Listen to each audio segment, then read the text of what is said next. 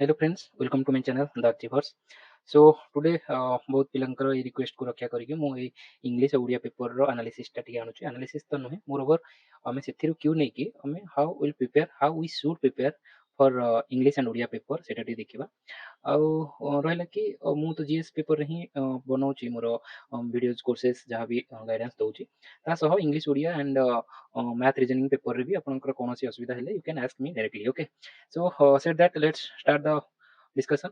So as I have discussed before ଆମର ଏମିତି ପେପରଟା ରୁହେ ତ ଇଂଲିଶ ଆଉ ଜିଏସ୍ ପେପର ଆଉ Odia English Odia sorry aptitude reasoning paper we have already discussed so ଏବେ ପେପର 3 ତ 3 ଟା କେମିତି ତାର ଏକ୍ଜାମ ଥାଏ କି ଆପଣ ଏ ଦିଟା ପେପର ଦେଇ ସାରିଲା ପରେ ଓକେ ଦିଟା ପେପର ଦେଇ ସାରିଲା ପରେ ଆପଣଙ୍କର ବ୍ରେକ୍ ହେଇଯିବ ଲଞ୍ଚ ବ୍ରେକ୍ ତ ଲଞ୍ଚ ବ୍ରେକ୍ ପରେ ତ after lunch break lunch break एटा एग्जाम हम तो मोस्टली यहाँ केते घंटा 2 घंटार एग्जाम थाए कंटिन्यूअस एग्जाम एटा थिबो ओके तो सेतिपई एटा को पूरा माइंडफुली करिक माने लाइक 3 टा रु 5 टा या 2:30 रु 4:30 या फिर 3 रु 5 टा किछि भी हेपारे ओके एग्जाम टा हेबो आ जेहेतु आपनकर लंच ब्रेक परे तो माने मेंटल स्ट्रेस भी टिके थाइपारे निद लागि थाइपारे सेतो इंग्लिश रो 100 टा क्वेश्चन ओडिया रो 100 टा क्वेश्चन केमती क्वेश्चन रहउची से सब को डिस्कशन आमे करबा ओके आ एग्जाम पूर्वरु आ ठीक मासे थिबो मु पूरा पेपर पूरा डे रो कोन रहिया दरकार कोन माने एग्जाम रे बसिबार डायनामिक्स सेठको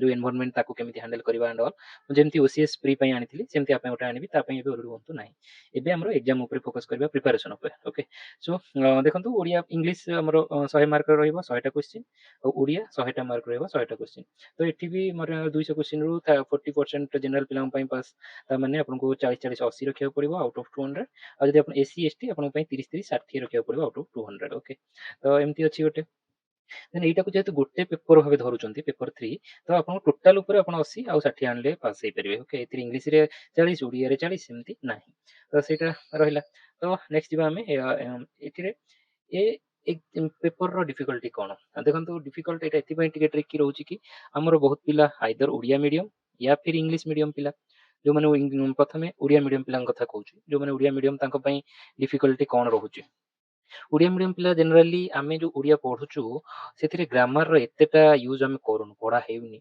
मोर माने अछि आमे जो 10th जाय पढितिले हल्का फुल्का पढा तो हेतिला बट सेतेबेले आमे एमिति कॉम्पिटिटिव लेवल पई मोर माने अछि मु तो ता परे जो पिला आछन तांकर तो आहुरी कमी गला आम बेलको टिके अधिका सिलेबस सेथिरे 30 मार्क रो ग्रामर पढुतिला आउट ऑफ 100 ओके ता परे आउ जो पिला माने आसिले तांकर ग्रामर रो भी अमाउंट कमी जायछि तो सी जो हल्का फुल्का ग्रामर तो सेटा को माने एते भी डीपली नॉलेज न हां आमे इंग्लिश रे भलो करूतिले हां मु बुझी गली किंतु ओडिया पिला पई ओडिया ग्रामर भी डिफिकल्ट आ तांको पई इंग्लिश एमिति भी डिफिकल्ट हो जाउची हैला तो सेथि पई पेपर टिके ट्रिकी रहउची ताप इंग्लिश मीडियम पिलांग पई Odia is a big task तांको पई एटा पूरा टफ टास्क हे जाउची आ रहला इंग्लिश हां तांको पई इजी हे जाई पार रे प्रैक्टिस कले तो हे जिवो तो एमिति भी हे जाय तो से गोटे जिंस गला तो किंतु ओडिया से माने केमति करिवे तो ए सब ऊपर हम टिके ओवर ले जे डिस्कशन करिबा तो चलंतु आउ लेट न करिकि हमें इंग्लिश पेपर रू स्टार्ट करिबा ओके सो सो इंग्लिश रो एटा जो ओपीएससी रो सिलेबस जहा देछि एटा देछि OPSC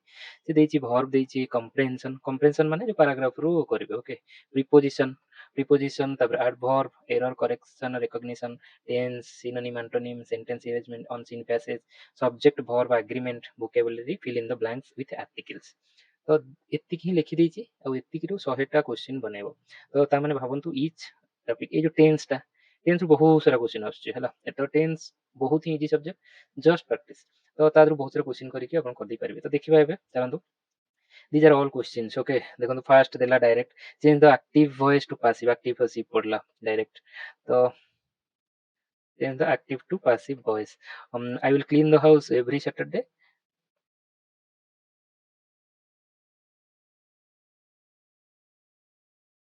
I will clean the house every Saturday the house will be cleaned will जहा अछि से रहिबो आकु क्लीन को हम टेंस चेंज कर दबा will be clean एटा केते इजी इजी मात्र एटा 10 सेकंड नबनी क्वेश्चन ओके किंतु ता पे हम जानिथवा दरकार केमिति कन्वर्सन होची पीपल जो नीड नॉट कोटेटा मॉडल्स तो ता ऊपर आछि नीड मस्ट वुड शुड ए सब ऊपर गोटे क्वेश्चन पड़ी गला तो एटा को हमें करिवार अछि प्रैक्टिस एटा भी सिंपल कुड नॉट चली पारंती नाही पारंती माने एथरे एबिलिटी ऊपर क्वेश्चन आसुची तो सेटा ଆଁ, ତ ସେଇଟା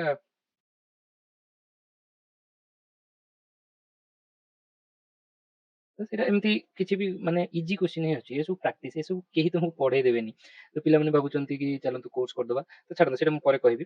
choose the correct order of the ଇଏ, why she did leave so early, why did she, ତା ମାନେ ସେଣ୍ଟେନ୍ସ ର ଆରେଞ୍ଜମେଣ୍ଟ ଟା ପଚାରିଛି, ଇଣ୍ଟରନାଲ ଆରେଞ୍ଜମେଣ୍ଟ। ଓକେ, ସେଇଟା ଗୋଟେ। ଇ ଆରେଞ୍ଜମେଣ୍ଟ ଦି ପ୍ରକାର, ଗୋଟେ ହଉଛି କଣ ୱାର୍ଡ ଅର୍ଡର, ଆଉ ଗୋଟେ ପଡିବ ଆମେ ଏମିତି ଏ ବି ସି ଡି କୁ ଆରେଞ୍ଜ କରି ରଖିବା, ସେ ଦି ପ୍ରକାର ସେଣ୍ଟେନ୍ସ ଆରେଞ୍ଜମେଣ୍ଟ ତାକୁ କହୁଛନ୍ତି। ଓକେ, ତ ସିଏ ଗୋଟେ। Select same meaning of the underlined word, get hot ର ମାନେଟା କଣ, take care not to get hot, ତ ଆ ଭିତରୁ କୋଉଟା ପଡିବ ହବ। ତ ଏମିତି, ତ ହି ହାଜ ସିନ୍, ସେ ଦେଖା ଯାଇଥିଲା କଣ, ଗୋଇଂ ଟୁ ସ୍କୁଲ, ସେ ଅର୍ଗାନାଇଜ୍ଡ, ତ ଆର୍ଟ ଫର ଟୁୱାର୍ଡସ୍, ଏଇ ସବୁ ଜିନିଷର ମାନେ ପ୍ରିପୋଜିସନ, ଆଡଭର୍ବ, ଭର୍ବ, ସରି ପ୍ରୋନାଉନ, ଏଇ ସବୁ ଜିନିଷର ୟୁଜ ବା ବହୁତ ସାରା ପଡିଛି। ଆଉ ଏଇଟା କଣ ଦେଖୁଛେ, ଆଉ ଇଂଲିଶରେ ଗୋଟେ ଜିନିଷ ଏଠି ଦେଖିବାକୁ ମିଳୁଛି କି ଏଠି ଥିଓରିଟିକାଲ କ୍ୱେଶ୍ଚିନ୍ ପଚାରୁନି, ମାନେ କି what is proverb, properties of proverb, properties of noun, pronoun, ଏଇଟା ତା ପୂର୍ବରୁ ବସିଲେ କଣ ହବ କଣ ନାହିଁ, ଏଠି ଖାଲି ପ୍ରାକ୍ଟିକାଲ ଆପ୍ଲିକେସନ ପଚାରୁଛି। ତ ଏଠି ଇମ୍ପ୍ରୁଭ, ସେଣ୍ଟେନ୍ସ ଇମ୍ପ୍ରୁଭମେଣ୍ଟ ପକେଇଛି 5ଟା କ୍ୱେଶ୍ଚିନ୍। ଓକେ, ଠିକ ଅଛି। ଦେନ୍ ପକେଇଲା କି ପାର୍ଟ ଅଫ ସ୍ପିଚ ରେକଗ୍ନିସନ, ପୁରା ଡାଇରେକ୍ଟ କ୍ୱେଶ୍ଚିନ୍।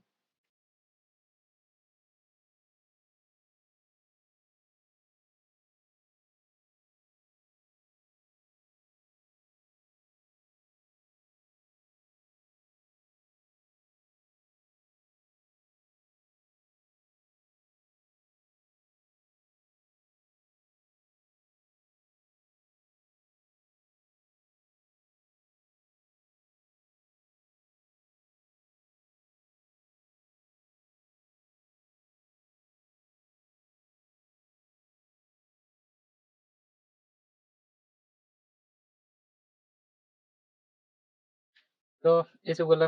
ତାପରେ ସେମିତି ପାର୍ଟ ଅଫ ସ୍ପିଚ ର, ଯୋଉ ପାର୍ଟ ଅଫ ସ୍ପିଚ କଣ ପଦ, ଓକେ, ଆମେ ଯୋଉ ଓଡିଆରେ ପଢୁଛେ ସେ ଯୋଉ ପଦର ରେକଗ୍ନିସନ ହିଁ ପକେଇ ଦେଇଛି। ଚାରିଟା ପାଞ୍ଚଟା ଚାରିଟା ଛଅଟା ପକେଇ ଦେଇଛି, ଖାଲି ତମେ ରେକଗ୍ନାଇଜ କରିବ ଛଅଟା। ମାନେ ଇଂଲିଶ ଟୁ ସିମ୍ପଲ। ଓକେ, ତ French people love cooking, that's the English don't sim very interested, people love cooking, ମାନେ ଫ୍ରେଞ୍ଚ ଆଉ ଇଂଲିଶ କା ବିଷୟରେ ପଚାରୁଛି। whereas ଦ ଇଂଲିଶ, ମାନେ ଏଠି ଖାଲି when whenever, ଏଠି କଣ ସିମିଲାର ଅଛି ତ ଆପଣ କନଫ୍ୟୁଜ ହୁଏ, କିନ୍ତୁ ତା ଆଗରେ କଣ ଏଠି whereas ହବ। ତ whereas ଟା ମାନେ ଅପୋଜିଟ ଟ୍ରେଣ୍ଡ କୋଉଟା ବୁଝାଏ, ତ ଏ ସବୁର ୟୁଜ ଟା ଆପଣଙ୍କୁ ଜାଣିଥିବାର ଅଛି। ତାପରେ ଚୁଜ୍ ଦ କରେକ୍ଟ ଷ୍ଟେଟମେଣ୍ଟ, ଆ ଭିତରୁ ଏଠି କରେକ୍ସନ ବାଲା ଗୋଟେ ପକେଇଦେଲା। ତାପରେ wait a minute, I will carry this box for you, ମୁଁ ଅପେକ୍ଷା କର, ତା ମାନେ ମୁଁ ତମ ପାଇଁ କରିବି ଏଇ କାମଟା ହେଲା, ୱିଲ୍ କ୍ୟାରି।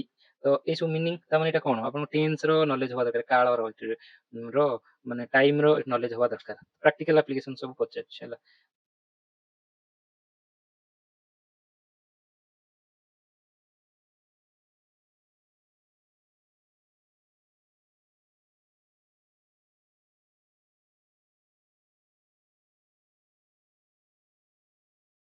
ତ ଏସବୁ ଗଲା। It is wet rain and rainy outside today, you, ଏଠି କଣ ଅମ୍ବ୍ରେଲା କୁ ନେଇକିରି ତମେ ତମକୁ ଜଣେ ଯଦି କହିବ, କେବଳ ମାନେ କମନ ସେନ୍ସ, ତମେ ଏଟାକୁ କରିଥିବ, ତମେ ଭାବ ତମେ ବର୍ଷା ହଉଛି, ତମକୁ ଜଣେ କହୁଛି, ତମ ମା କହୁଛନ୍ତି ତୁ ବିନା ରେନକୋଟ ରେ ଯିବା କଣ ଉଚିତ ନୁହେଁ, ନା ଯିବୁ ନାହିଁ, ଅର୍ଡର ଗୋଟେ ଟାଇପ ଅଫ ଆସର୍ଟିଭଲି କହୁଛନ୍ତି, ନା ଡୋଣ୍ଟ ହାଭ ଟୁ, ଦରକାର ନାହିଁ ଯିବା ସେମିତି, ନା ସୁଡ, ୟୁ ସୁଡ ଗୋ ଆଉଟ୍ ୱିଦାଉଟ୍, ତ ସୁଡ ନଟ୍ ଉଚିତ ନୁହେଁ ଯିବା। ତ ଏଇଟା ସିମ୍ପଲ ବୁଝିଗଲେ ବି ଜଣେ କରିଦବ, ଏତେ ଲେବୁଲ ଅଫ ଅଣ୍ଡରଷ୍ଟାଣ୍ଡିଂ। ବହୁତ ପିଲା ଭାବୁଛନ୍ତି ଆମେ ଇଂଲିଶରେ ୱିକ୍, ଆମେ ଏତେ ସବୁ, ତ ତମେ ଷ୍ଟାର୍ଟ କର ତ ପ୍ରିପାରେସନ, ମତେ ବାରମ୍ବାର ପଚାରୁଛନ୍ତି, ମୁଁ ସେଇଆ କହୁଛି। ତ ଛାଡ, ଲାଷ୍ଟକୁ ମୁଁ କହିବି କଣ ସବୁ, diamond ring that her husband bought for her turn dash to be taken, ଏଠି କଣ ଟର୍ନ ଡ୍ୟାଶ, ଇଏ ଗୋଟେ ଆମର ଫ୍ରେଜ ହେଲା। ତ ସେ ଏଇ ଫ୍ରେଜ ବାଲା ବହୁତ ଗୁଡେ ପଡୁଛି। ତ ଟର୍ନ ଆଉଟ, ଏଠି ଆମେ କିଛି ଗୋଟେ ଏକ୍ସପୋଜ ହେଲା କି ଆମେ ପାଇଗଲୁ, ଟର୍ନ ଇନ୍, ଜଣକୁ ଟର୍ନ ଇନ୍ କରିବା ମାନେ କି ସେ ମାନେ ଦୋଷୀ ସାବ୍ୟସ୍ତ ଭାବେ ନିଜକୁ ସରେଣ୍ଡର କରିବା। ତ ଏଇ ସବୁ ଜିନିଷକୁ ଆମକୁ ଟିକେ ଜାଣିବାର ଅଛି। Headmaster dash to talk you, headmaster dash to talk to today, headmaster want, ଏଇଟା ତ ମାନେ ଥାର୍ଡ ପର୍ସନ ପାଖରେ ଏଠି ଭର୍ବରେ ଏସ୍ ଲାଗେ ଆମେ ଜାଣିଛେ। ତ ୱାଣ୍ଟସ ଟୁ ଟକ୍ ଟୁ ୟୁ, ଏଇଟା ହବ।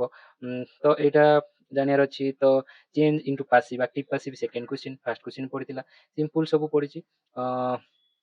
ତ ଏସବୁ ଗଲା, ବହୁତ ଗୁଡେ ସିମ୍ପଲ କ୍ୱେଶ୍ଚିନ୍। ଭୋକାବ ଏଇଠି ସବୁ ପଡିଛି। ଭୋକାବ ଅଣ୍ଡରରେ ମୁଁ କାହାକୁ ରଖୁଛି ଦେଖନ୍ତୁ, ଭୋକାବ କେବଳ ଆଣ୍ଟୋନିମ୍ ସିନୋନିମ୍ ନୁହେଁ, ଭୋକାବ ଅଣ୍ଡରରେ କିଛିଟା ବି ଇଟେ ତ ଯାଇଥିଲା, ଦ ୱାର୍ଡ ବ୍ରାକେଟ ମିନ୍ସ, ଏଠି ମିନିଂ ଦେଲା ହେଲା, ଆଣ୍ଟୋନିମ୍ ସିନୋନିମ୍ ବି କହିପାରିବ।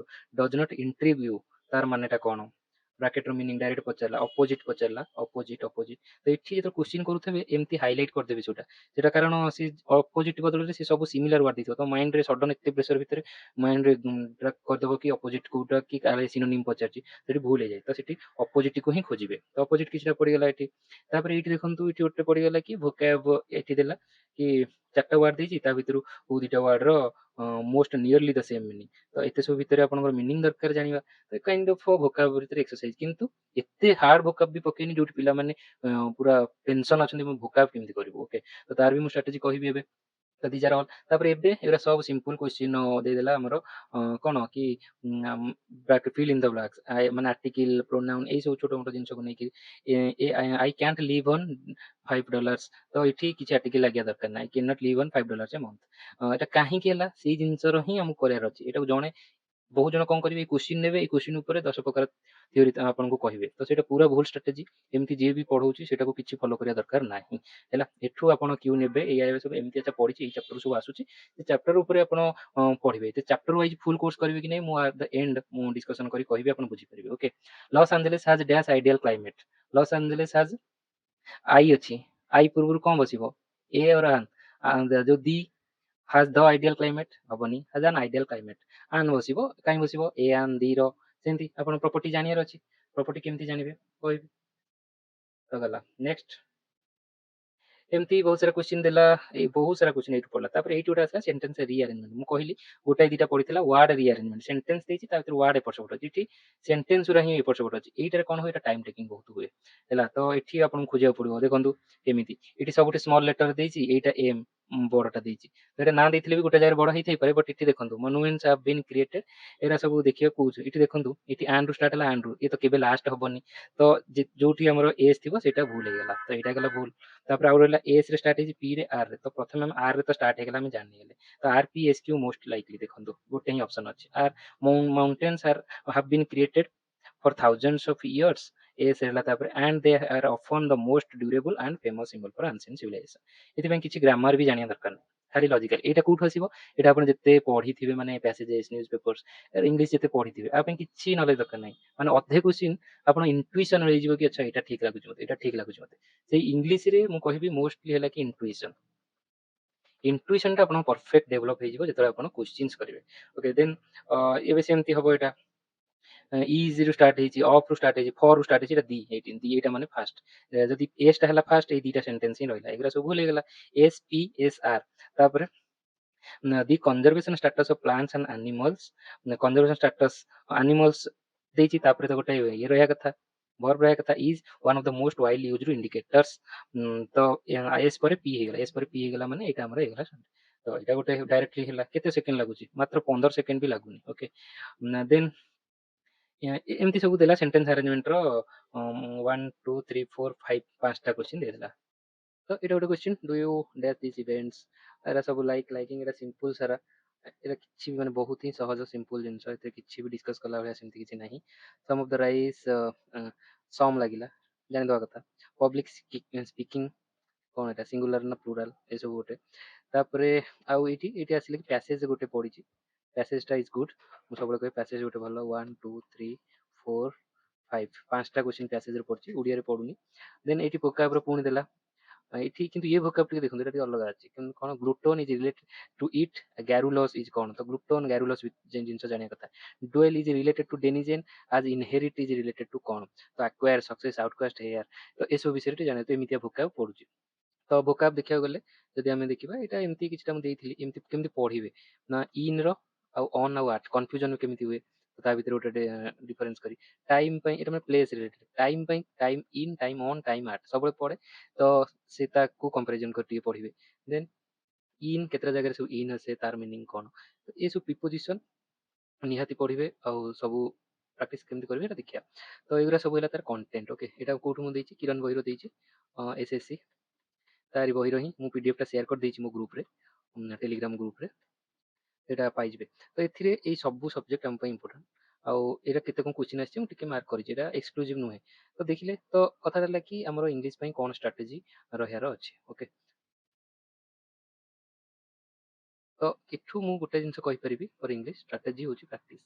ओनली प्रैक्टिस किसी भी आम माने थ्योरी कवर करवा दरकार नहीं एटा रूल एटा ये थिले से या नब तो किसी दरकार नहीं ओनली प्रैक्टिस अपन डेली 100टा क्वेश्चन करंतु तो जदि हमर 4 मास 4 मंथ्स रहिला माने 3 × 12 120 दिन 120 दिन इंटू 100 ହେଇଗଲା ଆପଣ 12,000 क्वेश्चन करी गले एते सब कॉन्सेप्ट सब क्लियर ହେଇଯିବ ସେଥିରେ vocab भी करिवे केमती करिवे माने हाउ ତ କଥା ହେଲା କି ଏଇଟାର ପ୍ରିଣ୍ଟ ଆଉଟ୍ ନେଇଯିବେ ଏଇ ଜିନିଷଟାର ପ୍ରିଣ୍ଟ ଆଉଟ୍ ନେଇଯିବେ ପ୍ରତି ସବଜେକ୍ଟର ସେ ଦେଇଛି ଏଇଟା ହେଉଛି ତାର ଇଣ୍ଡେକ୍ସଟା ପ୍ରତି ସବଜେକ୍ଟ ଉପରେ ତାର କୋଶ୍ଚିନ୍ ଦେଇଛି ପାଖାପାଖି ସେ ବହିରେ ଯଦି 10,000 କୋଶ୍ଚିନ୍ ସେ ଦେଇଛି 10,000 କୋଶ୍ଚିନ୍କୁ ଏତିକି ଟପିକ୍ ତ ପ୍ରତି ଟପିକ୍କୁ ସେ 1,000 ଏଭବ କୋଶ୍ଚିନ୍ ଦେଲାନି ତ ସେଗୁଡ଼ା ସବୁ କରନ୍ତୁ ଟପିକ୍ ଧରି ଗୋଟେ ଟପିକ୍ରେ ଦିନକୁ 200-300 କୋଶ୍ଚିନ୍ ଏଇଟା ସିଙ୍ଗଲ ଲାଇନ୍ କୋଶ୍ଚିନ୍ ହେଇଯିବ ସବୁ ଯୋଉଟା ହବନି ତ ଏତେ କଲେ କ'ଣ ହବ ବେନିଫିଟ୍ କ'ଣ ତ କଲେ ହେଲେ ଆପଣଙ୍କ ସେ ଯୋଉ ଇଣ୍ଟୁଇସନଟା ଆସିଯିବ ହେଲା ବାରମ୍ବାର କଲେ ଗୋଟେ ଜିନିଷ ଆପଣଙ୍କୁ ଅଡ୍ ଲାଗିବ ଯଦି ଜାଣିବେନି ମାନେ ଗୋଟେ ଜାଗାରେ କେଉଁଟା କୋଉ ଯୋଉଟା ୟୁଜ୍ ହବ ଲାଇକ୍ ମୁଁ ଏକ୍ଜାମ୍ପଲ୍ ଦଉଛି ଏଇଟା I am good in tennis ଭୁଲ ଲାଗିବ ଆପଣଙ୍କୁ I am good of tennis ସେଇଟା ବି ଭୁଲ ଲାଗୁଛି about tennis I am good at tennis ଏଇଟା ଏତେ କରିକି ଯାଇଥିବେ ଏତେ ଏଇଟା ବାରମ୍ବାର ରିପିଟେଡ୍ ସବୁ ହୁଏ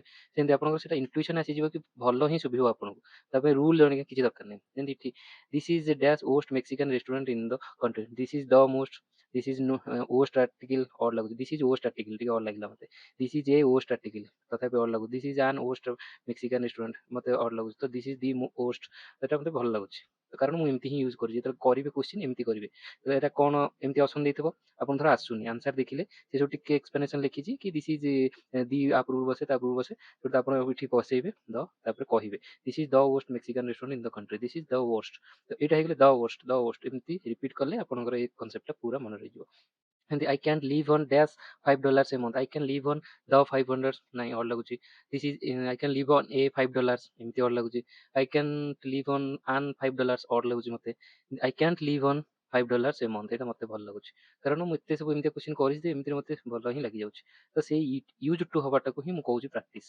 କିଛି ଆପଣଙ୍କର ଭୁଲ ଷ୍ଟ୍ରାଟେଜି ସବୁଠୁ ମୁଁ ଏଠି ଲେଖୁଛି କୋଉଟା ରଙ୍ଗ ଷ୍ଟ୍ରାଟେଜି ଓକେ ରଙ୍ଗ ଯଦି ଆପଣ ଫୁଲ୍ କୋର୍ସ କରୁଛନ୍ତି କୋଉଠୁ ଆଉ 4 ମାସ ଟାଇମ୍ ଲାଗିଲା ଯାହା ଆପଣ ଯୋଉଠୁ କୋର୍ସ ନେଇଛନ୍ତି ଫୁଲ୍ କୋର୍ସ ଇଂଲିଶରେ କରନ୍ତୁ ନାହିଁ କିଛି ଦରକାର ହିଁ ନାହିଁ ଆପଣ ଡାଇରେକ୍ଟ ପ୍ରାକ୍ଟିସକୁ ଯାଆନ୍ତୁ ପ୍ରାକ୍ଟିସରେ ଧର ଗୋଟେ ପ୍ରୋବ୍ଲେମ୍ ହେଲା କି ଆପଣଙ୍କର ଦି ଆର୍ଟିକଲ ବସିବା କୋଉଠି ଆପଣ ଜାଣିପାରୁନାହାନ୍ତି ତା ଉପରେ ଗୋଟେ ଛୋଟ ଭିଡ଼ିଓ ସର୍ଚ୍ଚ କରିକି ୟୁଟ୍ୟୁବରେ ଦେଖିଦିଅନ୍ତୁ ଓକେ ସେଇଟା ହେଇଯିବ ତା ପାଇଁ ଆପଣ ପୁରା ସର୍ଚ୍ଚ କରିବା ଦରକାର ନାହିଁ ପୁରା ମାନେ କୋର୍ସ କରିବା ଦରକାର ନାହିଁ ଏ ଆନ୍ ଆର୍ଟିକଲ ପ୍ରିପୋଜିସନ୍ ନାଉନ୍ ଭର୍ବ ତା ଭିତରେ ଆଗ୍ରିମେଣ୍ଟ କିଛି ଦରକାର ନାହିଁ ଆପଣ ଖାଲି ପ୍ରାକ୍ଟିସ କରନ୍ତୁ ତା ଛଡ଼ା ଯୋଉଠି ଡାଉଟ୍ ହବ ମୋତେ ପ୍ରିଫର କରିପାରିବେ ସାର୍ ଏଇଟା ମୋତେ ଟପିକ୍ ହଉନି ମୁଁ ସେଥିରେ ବି କାଉନସିଲିଂ ଦେଇଦେବି okay so this was our strategy for english ହେଲା practice daily 100 plus questions topic wise okay then Odia ଏଇଟା ହେଲା ଓଡ଼ିଆର ସିଲାବସ୍ ଏତିକି ହିଁ ଜିନିଷ ଲେଖିଛି କିନ୍ତୁ ଏଇଟା ମୁଁ ଯାହା ଦେଖିଲି କି ଓଡ଼ିଆଟା ହିଁ ଡିଫିକଲ୍ଟ ପେପର୍ ଅଛି ଓକେ କ'ଣ ପାଇଁ ନା ସେଟା ମୁଁ କ୍ୱେଶ୍ଚିନ୍ କହିଦେବି କିନ୍ତୁ ପ୍ରଥମେ ହେଲା କି ମୁଁ ଓଡ଼ିଆରେ କ୍ୱେଶ୍ଚିନ୍ସ ଡିସ୍କସନ୍ ଆଗରୁ ମୁଁ ଏ ଭିଡ଼ିଓ ଟୋଟାଲ୍ ଷ୍ଟ୍ରାଟେଜି ଭିଡ଼ିଓର ଲକ୍ଷ୍ୟ ହେଲା କି ଷ୍ଟ୍ରାଟେଜି ସହିତ ନା ହାଉ ଟୁ ଷ୍ଟଡି ମୁଁ ସେଇଟା ବି କହିବାର ଅଛି ହେଲା ସେଇଟା ହିଁ କହିବା ତ ଏଥିରେ ମୁଁ ଦେଖିଲି ବ୍ୟାକରଣ ଗୋଟେ ଟପିକ୍ ଅଛି ତା ଦେହରେ ଏଇସବୁ ଜିନିଷ ଅଛି ଏଇଟା ତ ମୁଁ କଭର୍ କରିବି ହିଁ କରିବି ତାପରେ ଭାଷା ଜ୍ଞାନ ସେଥିରେ ଏତିକି ଜିନିଷ ଅଛି ତାପରେ ଅନୁଚ୍ଛେଦ ଅଛି ତାପରେ ବାକ୍ୟ ପୁନର୍ବିନ୍ୟାସ ଅଛି ଓକେ ଏ 4ଟା ଟପିକ୍ ହିଁ ଦେଇଛି କିନ୍ତୁ ଆମକୁ ମନେ ରଖିବାକୁ ପଡ଼ିବ ତା ସହ ଏତେ ସବୁ ଜିନିଷ ଆମକୁ କଭର୍ କରିବାର ଅଛି ଠିକ୍ ବାକ୍ୟ ଉଦ୍ଦେଶ୍ୟ ବିଧେୟ କ'ଣ ପଦ ପଦର ଶ୍ରେଣୀ ବିଭାଗ ବିଶେଷ୍ୟ ଏସବୁର ସବଜେକ୍ଟିଭ୍ ନଲେଜ୍ ପ୍ଲସ୍ ତାକୁ ପ୍ରାକ୍ଟିକାଲ ହିଁ ପ୍ରିପାରେସନ୍ ଷ୍ଟାର୍ଟ କରିବା ଦରକାର କି ପ୍ରଥମେ ଘୋଷିବା ଆଣ୍ଡ ଅଲ୍ ନ କରିକି ଟିକେ ଅଣ୍ଡରଷ୍ଟାଣ୍ଡିଂ ଉପରେ ଧ୍ୟାନ ଦିଅନ୍ତୁ ଆଉ ଖାସ୍ କରି ଯେଉଁମାନେ ଇଂଲିଶ ମିଡ଼ିୟମ୍ ପିଲା ଇଂଲିଶ ମିଡ଼ିୟମ୍ ସେମାନେ ଇଂଲିଶ ଥ୍ରୋରୁ ଓଡ଼ିଆକୁ ଆସନ୍ତୁ ହେଲା ଇଂଲିଶରୁ ଓଡ଼ିଆକୁ ମାନେ ଆମେ ସେଣ୍ଟେନ୍ସ ମାନେ ବାକ୍ୟ ଆଉ ଉଦ୍ଧେୟ ଉଦ୍ଦେଶ୍ୟ ମାନେ ସବଜେକ୍ଟ ଆଉ ବିଧେୟ ମାନେ ପ୍ରେଡିକେଟ୍ ଏସବୁ ଜିନିଷ ପଦ କ'ଣ ୱାର୍ଡ ହେଉଛି ବା ପାର୍ଟ ଅଫ୍ ସ୍ପିଚ୍ ହେଉଛି ପଦ ଦେଖିଲେ ଇଂଲିଶରେ ପାର୍ଟ ଅଫ୍ ସ୍ପିଚ୍ ପଢ଼ିଥିଲା 5ଟା 6ଟା କ୍ୱେଶ୍ଚିନ୍ ପଦର ଶ୍ରେଣୀ ବିଭାଗ ମାନେ ପାର୍ଟ ଅଫ୍ ସ୍ପିଚ୍ କେତେ ପ୍ରକାର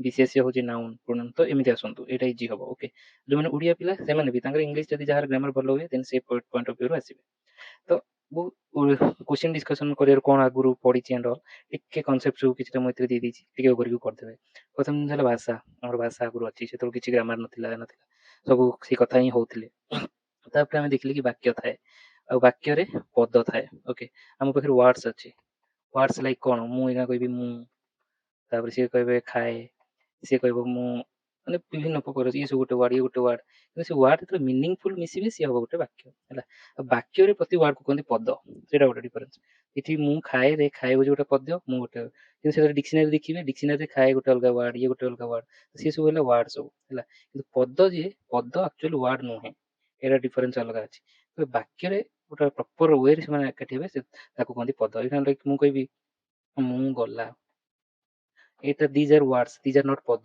ବିକଜ ଇଏ ମିନିଂଫୁଲ ସେଣ୍ଟେନ୍ସ ହିଁ ହେଇନି।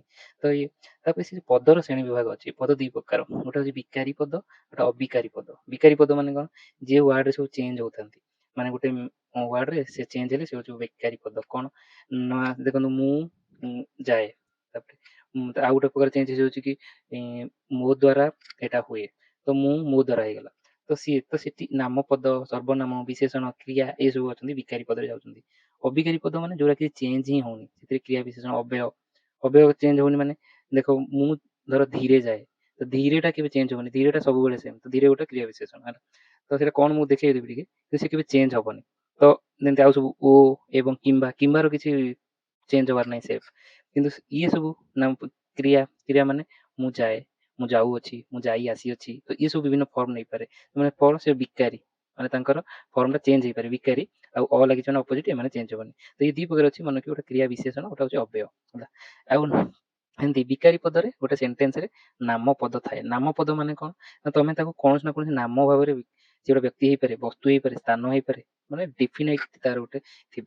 ତମେ କହିବ ଆଜି, ଆଜି ଗୋଟେ ନାମ ପଦ ନୁହେଁ ହେଲା। ଆଜି ମାନେ କଣ କହିଲେ ବୁଝିବନି। ଆଜି ମୁଁ କହିବି ଆଜି ହଉଛି କୋଉ ବାରେ, ଫ୍ରାଇଡେ, ତ ଏଇଟା ହେଇଗଲା ଗୋଟେ ନାମ ପଦ, ଫ୍ରାଇଡେ ଇଜ ନାମ ପଦ, ବଟ୍ ଆଜିଟା ହବନି ଫ୍ରାଇଡେ। ଆଜି କଣ ନା ଆଜି ଯେହେତୁ ଫ୍ରାଇଡେ କୁ ବୁଝଉଛି, ତ ସିଏ ଗୋଟେ ହବ, ଆଜି ଗୋଟେ ହବ, ମାନେ ବିଶେଷଣ ହେଇପାରେ।